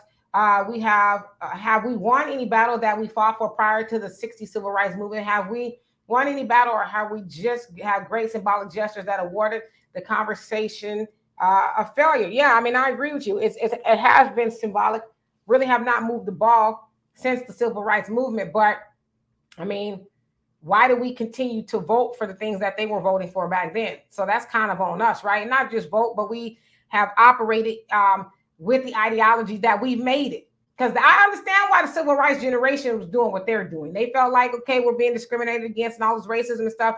And they felt like elbowing, you know, their white neighbors was going to be it. But we haven't operated out of that realm since then. So what's our excuse, right? Like, we got all this knowledge and we're just not using it. So we're not applying the knowledge at this point. Dorothy says, we have to stop that to be relatable and dependable. Yes, indeed. And Damon says that the tenants can get Section 8, that can almost bulletproof your rental situation. So you mean as far as because the Section 8 pays a portion of it? Is that where you're going with that? And Jan Michael, who says, I was about to post something, but thank you, Ms. K, for answering me. Our conversations are having a positive impact. That and holiday and tax season coming up, those people want that funding. Yes, indeed. And I appreciate that. And let's see here. And Robin and Battle, how are you doing? And OG Patrice, thank you so much for the donation. Love and appreciate you for that. He says Arizona is paying months of back rent for its tenants in need. You just have to prove you have a court date of eviction notice. See, and that's good to know. A lot of people don't know those things. But again, it's like, whose fault is that they're not getting the knowledge, right? The knowledge is out there. Sometimes it's just a phone call or a Google search. Like, okay, I'm about to get evicted. Is there any help or assistance for that? So anybody living in Arizona and you need the help, there's the information for you right there. Right, but Dimitri, we say that all the time. During the eviction the COVID-19 scenario, Moreno Valley right here, instead of going out and getting masks and hand cleaner, you know, people were buying it, which was great that you did that. But the city hall was giving it out for free here in my city. But nobody knew that. You want to know why? And mostly black people didn't know it. Well, there's not a lot of black people in my city, but a lot of people didn't know it for the simple fact that they don't attend city council meetings. They are not engaged. The only time they go to city council or city hall is if they got a ticket or utility, something going on, you know, they got to do something. But all in all, the information is there. The city did that with our tax dollars, and it was free. I got a stack of masks sitting in my house just in case this thing flares up, the monkeypox, all of that good stuff. We are not engaged as a people, and the information is there. But you see the other groups, they're aware of it. You want to know why? They go to city council meetings, they Google stuff that they need, and then they go get it. Yes, indeed. And Pink Blue, how you doing? He says, vote them out. Yeah, they got to go immediately. And let's see here. And Patty, you say, speak, brother. The Hula Gang says, mainly there are white people on Section 8. Yeah, I mean, so it's not just us. There's a lot of them because, you know, they're more in numbers as far as population is concerned. And Pink Blue says, all those billions sent to Ukraine, that money should have been used to build housing for low-income people to buy. I totally agree. Yeah, what about home ownership? That way they don't have to worry about somebody raising the rent every year and this, that, and the other. I totally agree with you. They could, you know, help people have permanent housing by giving them a deed, right? Or, you know, making it affordable for them to do that. And let's see here. Let me just go down a little bit. And Amir, how you doing? He says, come up for a breath and of air and go back deep in waters. Okay, well, what does that mean? And Kiana, if I didn't already, how you doing? He says, some people on Section 8 pay more in rent than people pay for mortgage. You are absolutely right. And Jay says, I disagree. Section 8, not all, but most are trouble. I'll put it to you like this. After gentrification of the neighborhood, that neighborhood is then going to kick that Section 8 out. I you know what? I agree with you because a lot of people do not want people on Section 8 in there. And I don't want to say all or even a lot, but there's some on Section 8. You see, it's the mentality of some people, right? This ain't my place. Somebody else is helping me pay for it. So I don't care about taking care of it. Somebody's already doing that for me. So yeah, some people tend not to care. And some landlords are like, I don't want to deal with it. And I know, if I'm not mistaken, a lot of HOAs will not allow Section 8 in, you know, the neighborhood. Y'all correct me if I'm wrong, but I think I read that somewhere. And Blackbird's always, you say, where is Cairo? I will be willing to put up some money to buy that town. Yes, please do tell. And I'm going to get down to that because I'm sure she has responded with that. And let me just get down to a little bit bottom. And Brian says there are banks out here that have a first-time buyer programs up to, I think you meant, I said 10,000 in free grants, and people don't take advantage. Yeah, because people just don't know, right? So it's up to us to find out the information so we'll know. Because all the knowledge ain't going to just come knock on your door and say, hello, it's knowledge. We got to go find out. Yeah, and let me say this. And like I said, the military is not for everybody, whatever. But we're finding here in California, at the bases here in California, where I live, you do not see there's not many black people, period, in California anymore as it used to be. But at the base, all you see now is mostly Hispanic and Asian people serving as weekend warriors. You know, 1 week in a month, 2 weeks a year, right? Why are they doing that? I was at the base the other day and I asked the young man, Asian guy, and I said, hey, you know, what are you doing? He goes, oh man, I'm just here to just doing my 4 years to get my benefits so I can get that housing thing, so I can, you know, go get a house and do all this other stuff. These people are doing what they've got to do to get where they need to go. We're not doing that. You know what we're telling our kids in general, and the military isn't for everybody. Oh, you need to go in, you know, in the military, that's a white man thing, whatever the deal is. But if you want to own a home at 22 years old, how else are you going to do it? If you want to own a business at 22 years old and you have government backing, how else are you going to do it? These other groups are doing what they need to do to get where they need to go. We're not doing that. We are failing. Yes, indeed. And so Jamari says, so what are they going to do? Put the homeless people in jail? They're still paying. Yeah, I mean, that is an excellent question. Like, how do you legislate that you cannot be homeless unless you give them some sort of money, right? And let's see here. And I hope I say this right. Farelli, and put it up so y'all can see it too. How you doing? It says, yes, that's true in Arizona. I live in Goodyear. They paid $15,000 for my friend. Wow. Yeah, I mean, if they doing that kind of stuff, and you know you're behind and you're in Arizona, there's no reason not to know. So that's good information. Thank y'all for bringing that forward, because there might be somebody in Arizona who needs help and didn't know that. So thank you so much. I have some good friends that live right there near Goodwill, Arizona too. Where that little airport is, I'm sure she's in that area. Yes, indeed. Evelyn says we got to start flooding town halls like them Hick Towns movies when the monsters on the loose. Absolutely. That's how they get heard. They get things done that way. Yeah, and at the city level here in my town, because it's mostly Hispanic, they make their own programs for their own people. The people go there, yell and scream and whatever, and they get stuff done for their own people. They got a program where they give the kids money to work. They give the kids scholarships from the city to go to college and pay for books and stuff like that. This is a group. It ain't doing it for the city. It's their group, because they're showing up at City Hall using the resources that are there. Absolutely. And Kiki says, no offense, but I think Section 8 should be primarily for the elderly and those truly disabled. And these young women are on it. They should be given a certain amount of time to be on it. If they're able-bodied, they should be working on that program in school or something. I feel like there should be a plan, because I hate to say it, but some of them do get comfortable. I also feel they shouldn't be punished or automatically removed from it for bettering themselves. Give them at least, in your comment cutout, but I think you meant a little time. Yeah. I think we should concede that point too, that there are some people on there who are able-bodied and they don't ever plan to get off. It's like generations and generations of people on Section 8. But we do know that, especially with a lot of these programs, you could go to school for free in a lot of cases. So there's a lot of ways you can better yourself if you really want to. But some people just, they don't. They're comfortable living in that situation on Section 8. So yeah, I agree with that. I think there should be a time limit to all of that stuff, because the key word in TANF is temporary assistance for needy families. It doesn't say permanent. It says temporary. And so B1 always, thank you so much for the donation. Love it. Appreciate you for that.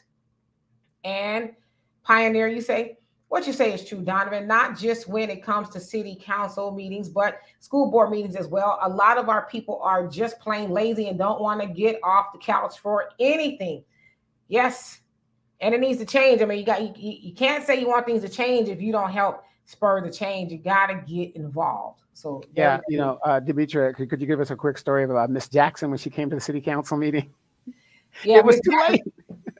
Miss Jackson was a wild one, but you know what I will say about Miss Jackson? She was a sister, and she gave that city council the business. It was over the top, but you know what? At least she showed up.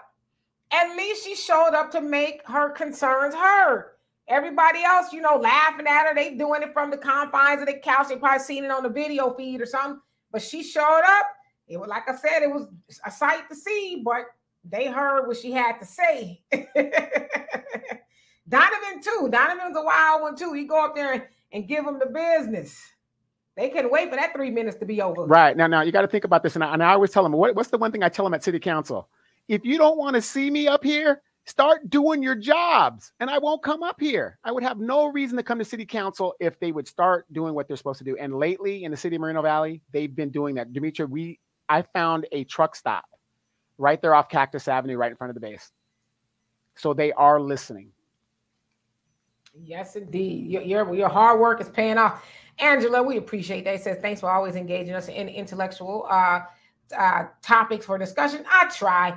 Sometimes I struggle. I'm like, let's lighten it up a little bit. But I'm like, no, we don't want to do too much low-hanging fruit. But everybody wants to know what's happening with the R. Kelly case. Everybody wants to know what's going on with that. I mean, they might. I'm not saying it's not important somewhere. Well, look, he's already been convicted in New York. He's done. There's any case that comes after, it ain't gonna matter. I mean, from what I've been seeing here and there, it sounds like some of the people got caught up with lying. So, I mean, I don't know, but, R. Kelly, yeah, he on his own. I can't really cry too many tears for him, I don't know, And Brian, you say, my son is 18, owns his own home, so there's no goddamn excuses. I agree. I mean, there's ways we could do stuff. I totally agree with you. And congratulations to your son. That's a son that's quite an accomplishment at 18 years old. I'm sure he will own many more from that point. So, yes. Jay says, I disagree with the statement about the military. I believe that Black people are 15% of the population, yet we make up 22% of the United States Army. Okay. And Entree, how are you doing? Says, I've told my kids the benefits of joining. They chose not to. So y'all talking about what Donovan says, join the military. Okay. And then Herbert, how you doing? Wait. Let me make a correction. I never said join the military because it's not for everybody. What I'm saying is other groups are doing what they have to do to take advantage of the benefits to go where they need to go. We're not doing that as a whole. I'm not saying, if the military ain't for you, it ain't for you. And I wouldn't tell anybody to do it, because you got some people that'll tell their kids, especially in our community, they have no discipline in the house, go to the military straighten you out.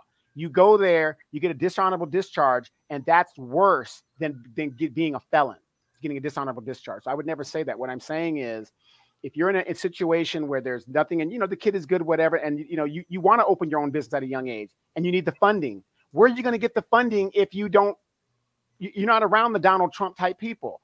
You got to do what you got to do to get what you want to get. How bad do you want it? That's what I'm saying. So, Michael, you say, Donovan, Demetri, if you were in government, what do you propose? And can I ask you to be a little bit more specific? You don't mind me asking. And B1 always says, thank you, Queen. You awaken something in me. Okay. It says, I'm going to put my money where my mouth is. Yes. I mean, that's what we all need to be doing. But I thank you once again for the donation. It's greatly appreciated. But yeah, I mean, we're just having, and that's what we like to do here. We just like to have a conversation. Of course, we don't know everything. We learn a lot from y'all as well, but it's nice to have conversations so we can say, never thought about that way. Or that is a new way of thinking about something. You know what I mean? Because as they say, iron sharpens iron. So we appreciate you guys dearly. And E.L. Stokes, how you doing? Says Congressional Black Caucus. What about him? Something Donovan said about him. And let's see here. Moving right along. And Kiki, you say, yes, I think it is important to see those programs as a means to do better, not become permanent fixtures. And don't be afraid to leave them. They become a crutch for some people. I've seen sisters afraid to step out and have better, missing out on opportunities because they don't want to go over a certain financial threshold.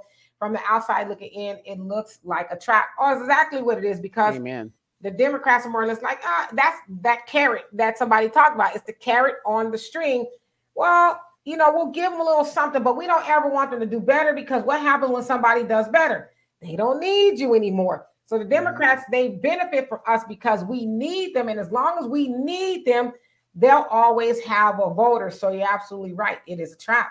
Yeah. Did you guys hear that he was a congressman or something, and he was on a podcast, and he actually told the real truth, because they asked him about universal health care and why universal health care, they don't want to pass universal health care.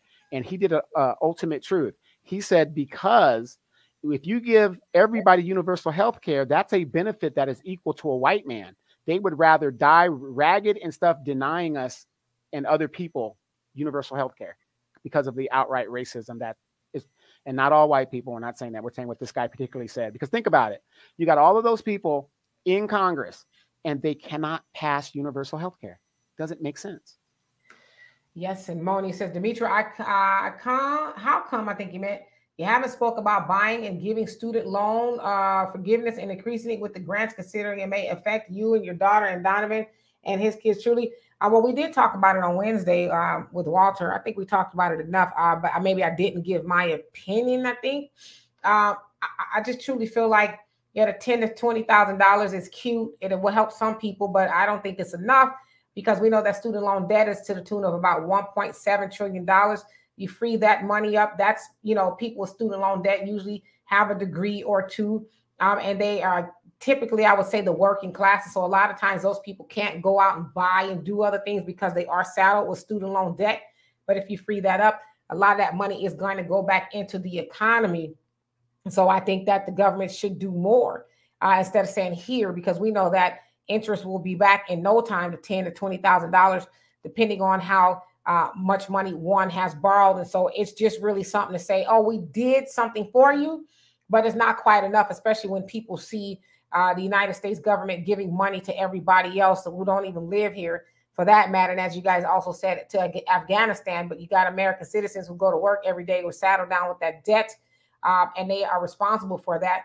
And I know some people say, well, nobody told them to take out the loan. True indeed. But if you think about how much school costs back in the day opposed to what it costs now, I mean, there's people who went to school for next to nothing back in the day. They can easily pay for a 4-year degree and say, oh, I can see paying this debt off in a year or two, because also the jobs justified them being able to pay off those loans.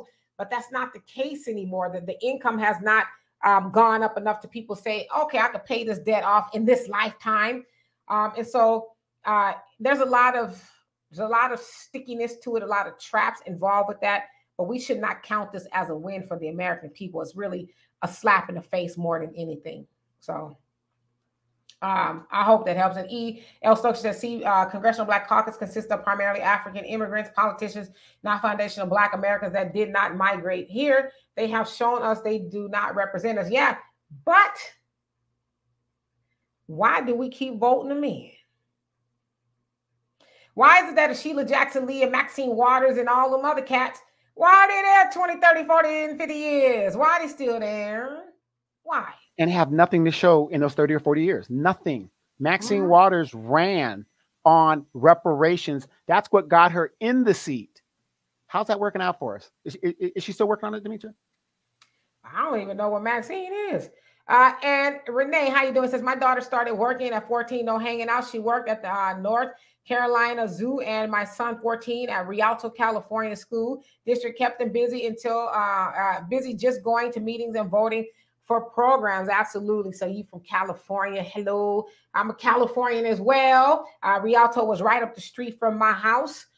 So yeah, I mean, you know, keep them busy. And that's how my parents did me. We were always involved in something, whether it was sports. I worked at the, you know, the selling candy door to door at 14, and then a whole host of other things. And so yeah, keep your children busy and teach them the power of owning something and, you know, just being upwardly mobile, especially financially. Absolutely. And Dorothy says, the answer for us is unity in all business and educational matters. Yes, indeed.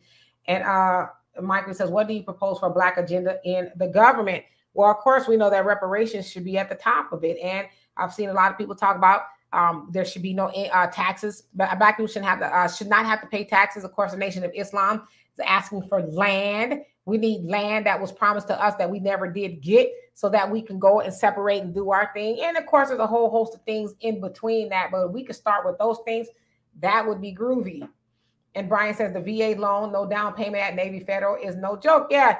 So there's a lot of people out there that have Navy are veterans, and they can get a VA loan. The VA loan is bar none the best loan out there, and you don't use it and you written, there's something wrong with you.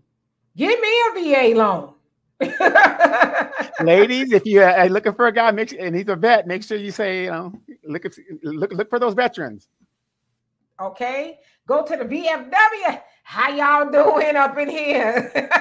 Which one of y'all looking for a woman? You know what?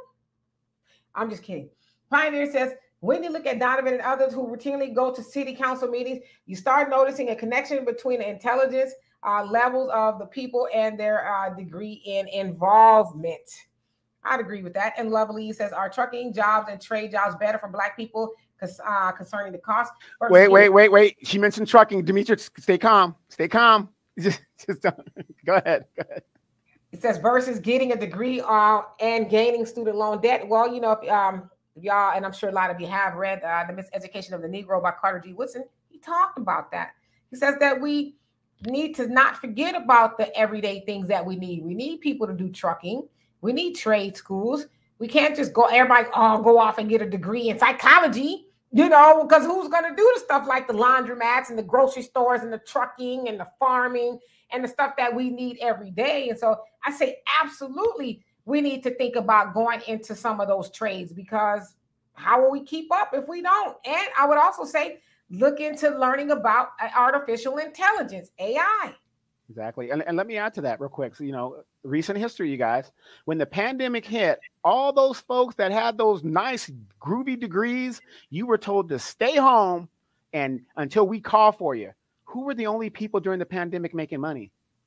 Vocational skilled people, the hair salon folks, the nail technicians, the construction guys, the auto mechanics, all of those guys stayed employed.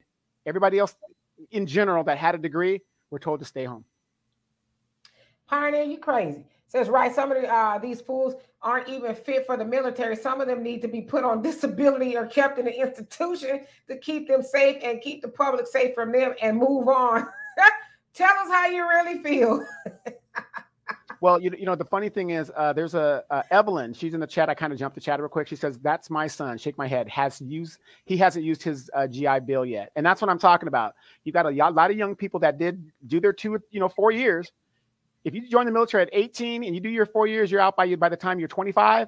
That's a small price to pay to get all those VA benefits. That's a small price to pay. But yeah, I don't know why he's sitting on it, but maybe he's waiting for something else. But yeah, they have those benefits and they're there. And if you wanted to open a business, it's backed by the government. There's so many things that are there. The capital is there if you're a veteran. Yes, indeed. And Tawana, you say, why should Section 8 for young women be limited? The entire state of Kentucky is nothing but a welfare and Section 8 state. Nobody wants to limit that group, but if young women get it limited, yeah, I agree that, the whites, if you will, they are benefiting from it more. And I know you're speaking to Kiki as far as limiting it because that was her comment. I think that it should be limited. I'm not saying, for like a couple of months, but I'm saying, come on. I think there's just some people who've been on it. I literally know a lady who was on it for nearly 30 years, because she has older children and younger children, almost 30 years, so it's like, is that not enough time for you to have gone and better your situation? So there's enough people in that situation to where it does make you raise an eyebrow, like, come on. Yeah, there's nothing you can do, like an education. It's something, you know what I mean? So I think there should be some limits to it. I don't think you should just be able to ride it to death. Like, right. I'm going to die, I'm going to pass it on, Right. And let's think about fairness, ladies, since we're talking about like a Section 8. Can a man get Section 8? If he has children, yes, and he's in that situation, whatever, but it's very rare that men can just go into the building and say, well, I'm homeless, whatever, give me Section 8. It doesn't happen. So where's the fairness with that? My tax dollars are paying for your Section 8. So why can't men get Section 8? Well, men can get Section 8. I clarified if we had children or something like that, but it's very rare that, children are given to us, in the situation. Well, like that. I know that's not necessarily true as well. Section 8 is there's some people who don't have children who can qualify for Section 8 is due to your income, as you're on a waiting list or something like that. So I don't think in all cases you need to have children, but I guess it'd be fair to say that probably most people on it are women. So absolutely. And Naima, how you doing? It says, I've been thought food stamp Section 8 child support. Child care assistance. I've been through. Let me read. I've been through food stamp Section 8 child care assistance. I worked my way off. It's a trap because they cut you off even if you go over 1 cent. And I was like, come on now. So 1 cent is a game changer for me, really? Claudine, typical movie, tells you all about it. Mm-hmm. Hide the iron, hide the man. But the funny thing, I was talking to my mom, and she said, like, she's familiar with Claudine movie too, but she was saying, like, back in the day, yeah, they're all up in the black woman's business and and how to do it, but they never really went to the white folks and inspected them. And somebody in the chat says there are people on the beach on Section 8, they're living in Section 8 on beach property, so, but they don't inspect the white folks, but they come in and do everybody else. Yes, indeed. Pioneer says there are a lot of people, black people in the military and on police force living good lives and raising good families is better than thugging, going in and out of jail, selling the white man's poison. Yeah, like you said, it's an option, but it's not for everybody. Of course, some of those who are a little bit more on the conscious side and like, yeah, I'm not going to go fight in the military against everybody else and then have to come home and then fight to even be seen as human here. So there's a lot of argumentation as to why a lot of people do not want to join the military, but you made a good point. Dorothy says, I stopped giving them my attention years ago. I have never benefited from any of these so-called leaders. Then you ask yourself too, who's the leader of white people? Maybe it's Trump now, I don't know, but or any other community. And then Michael said Maxine is not working on reparations. Exactly. We know she ain't working on no doggone reparations. Yes, Black Lady, how you doing? She ran on reparations in the beginning. Look it up. When some of the brothers that cornered her like, yo, what about reparations? Oh yes, I'm gonna go to Washington and She been lying for the last 30-some years. So yeah, she did. And Arlene, how you doing? Said that Maxine was down at the border, right? Like doing what? What you doing out there, Maxine? Are you guys aware that Maxine Waters is one of the few congressmen that is chauffeured to and from work? Literally in a limo, she is chauffeured. Now, how does a public servant have that kind of wealth? Yeah, and she does drive too, but I don't know. I mean, they doing all kind of stuff with the money. And let's see here. Marcus says this is why so many have put this is where so many have put their focus eye here. So many say that they want out, but have no idea where to go and live better off what they already have physically and financially. Yeah, I mean, it's a mental thing. Some people just don't want to leave, right? For a whole lot of reasons. Maybe they got family and things like that. This good white man? Where you gonna go to get a better job than you get here? What you gonna do to get better treatment than you get from the white man here? That's what Malcolm X talked about 60 years ago. You got black people that are brainwashed to think, okay, I'm gonna show you how brainwashed black people are. And like I said, I'm all for people traveling and doing what you want to do. But I have some friends that have traveled around the world just as much as me. The one place that they have never gone. Guess where, Demetra?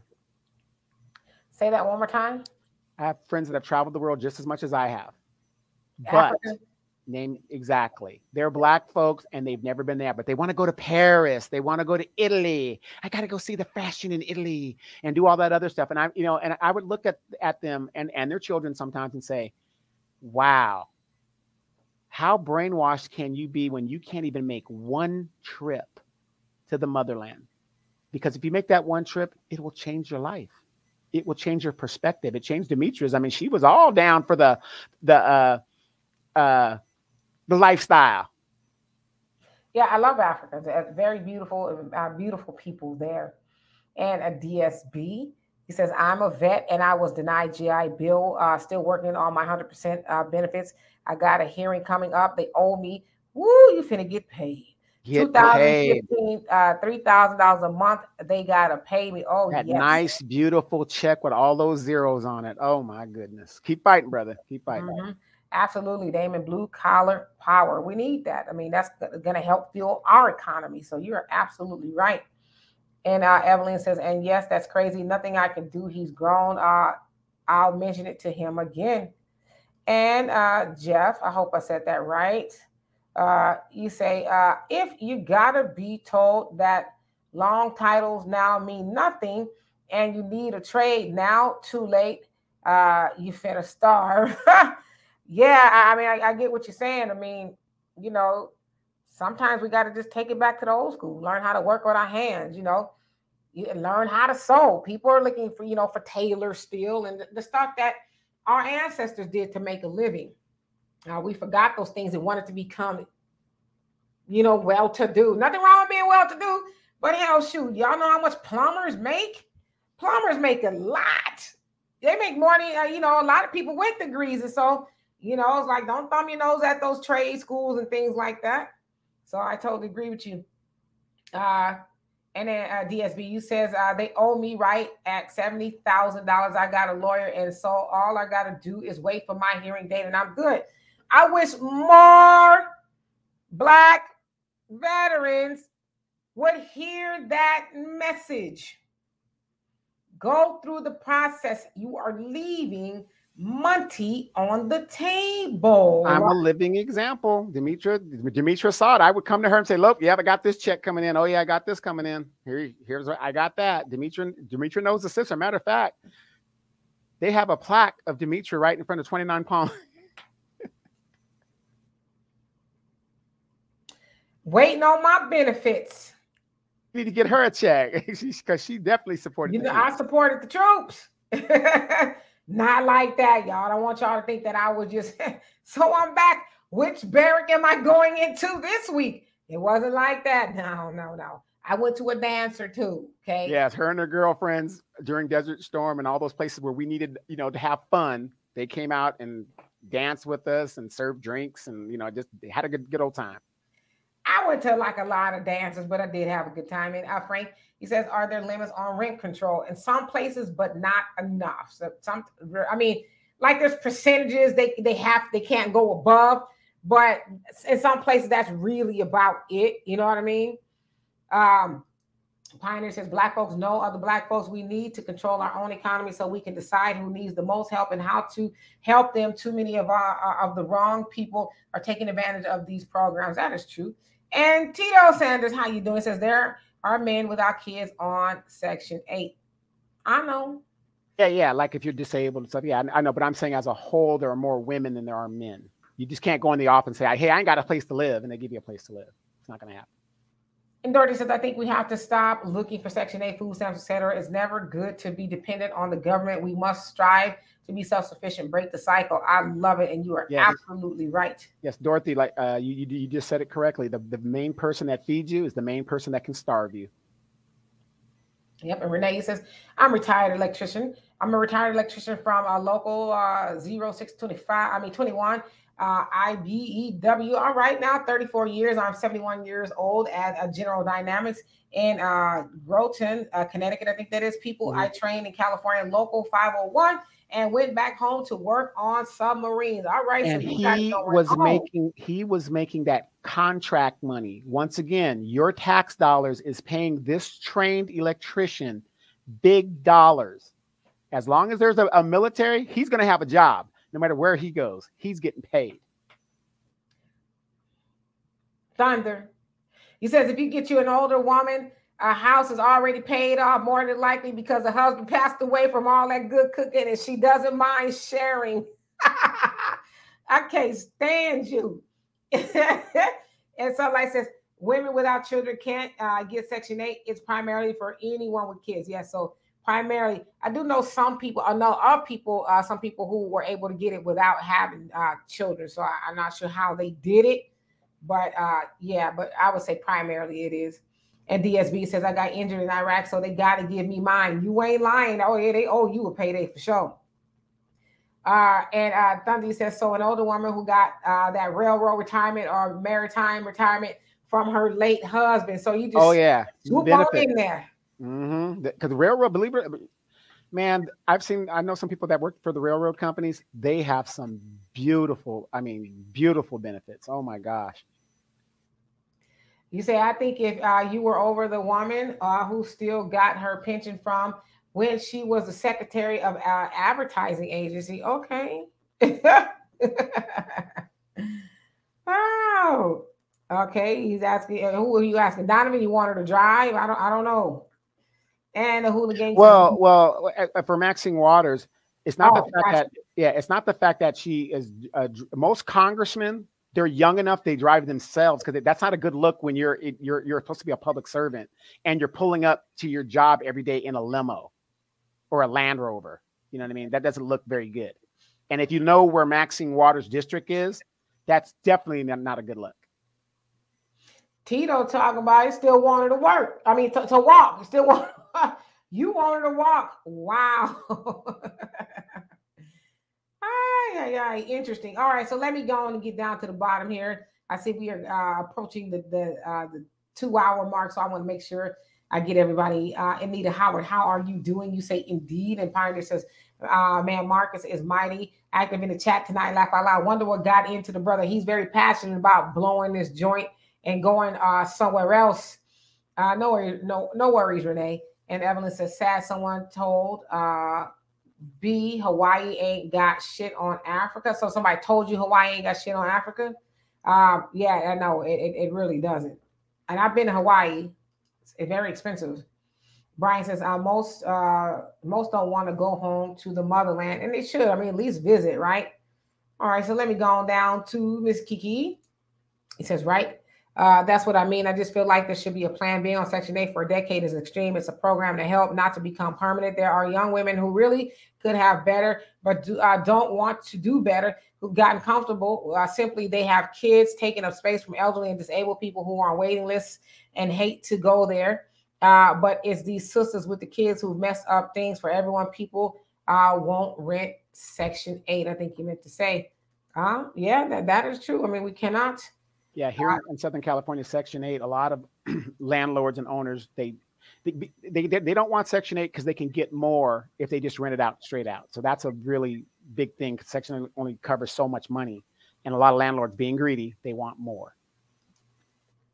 Absolutely. Michael says, Demetri, I will look at the median income of plumbers versus the median income of college graduates, and I imagine they would blow them out of the water as far as income. The plumbers blow the college graduates out of the water. And Damon says, I'm retired airframe and power plant technician. Okay, I got my A&P. Yeah, I got my A&P.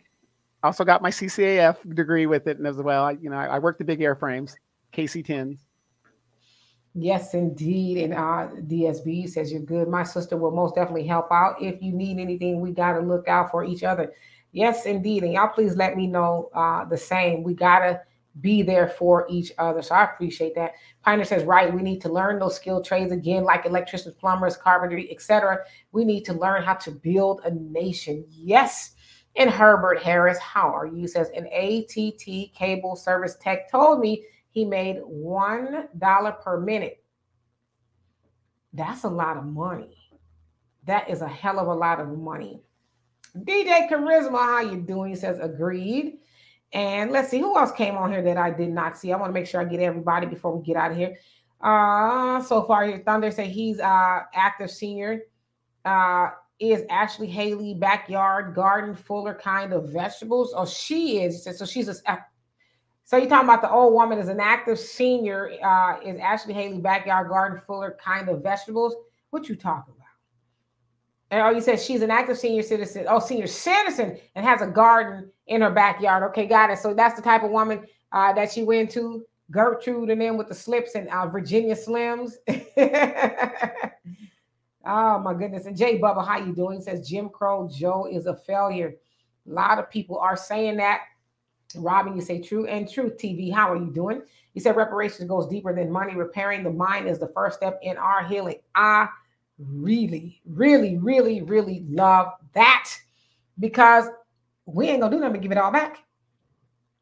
So I like that. I'm gonna start using that. If you don't mind me hijacking that narrative from you every now and again, I'll give you the credit for it.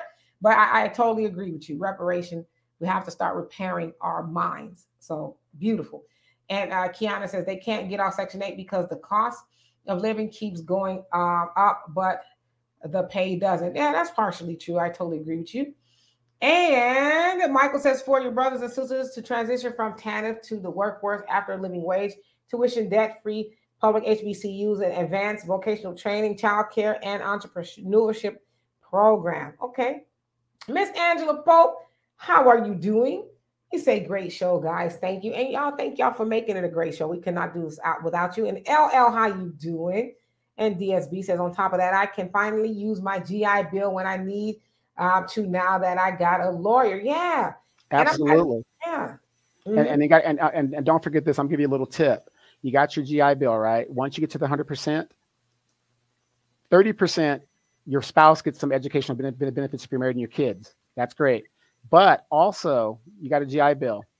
Once that GI Bill is used up, whatever.